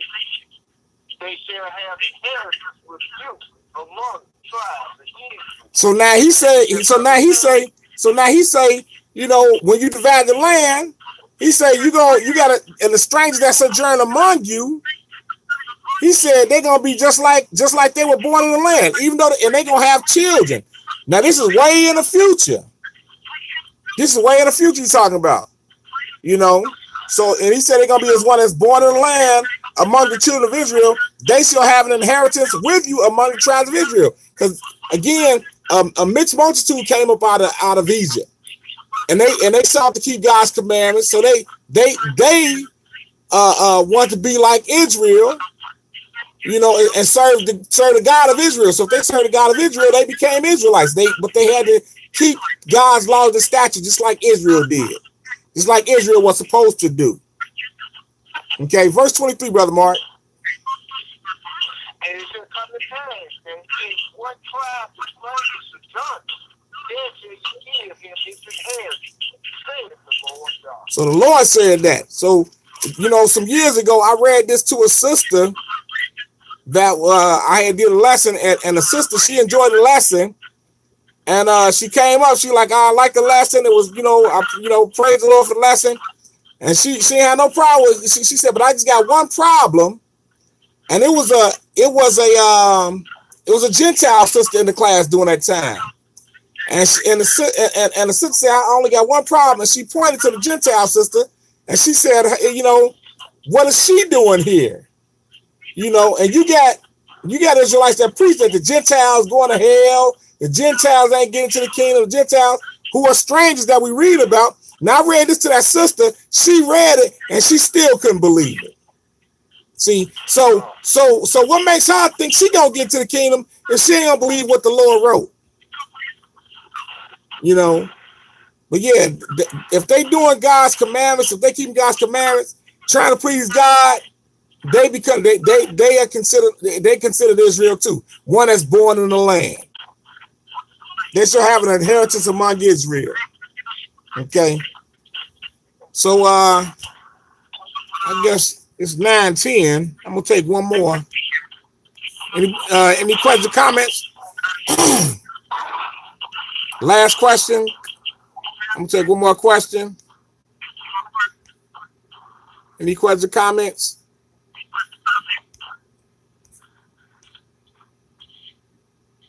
Question and comments going once.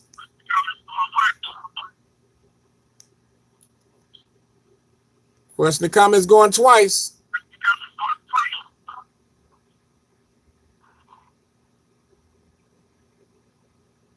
And so, all right, Brother Mark, we can stand up, face the roof, and close out.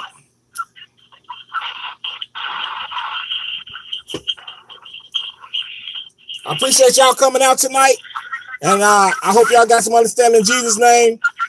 And if you have any issues, any other questions, if you were confused about anything that we talked about tonight, I ask and I exhort you that you take your questions and you ask the next brother, and hopefully he'll be able to answer them for you, because it's all about getting some understanding.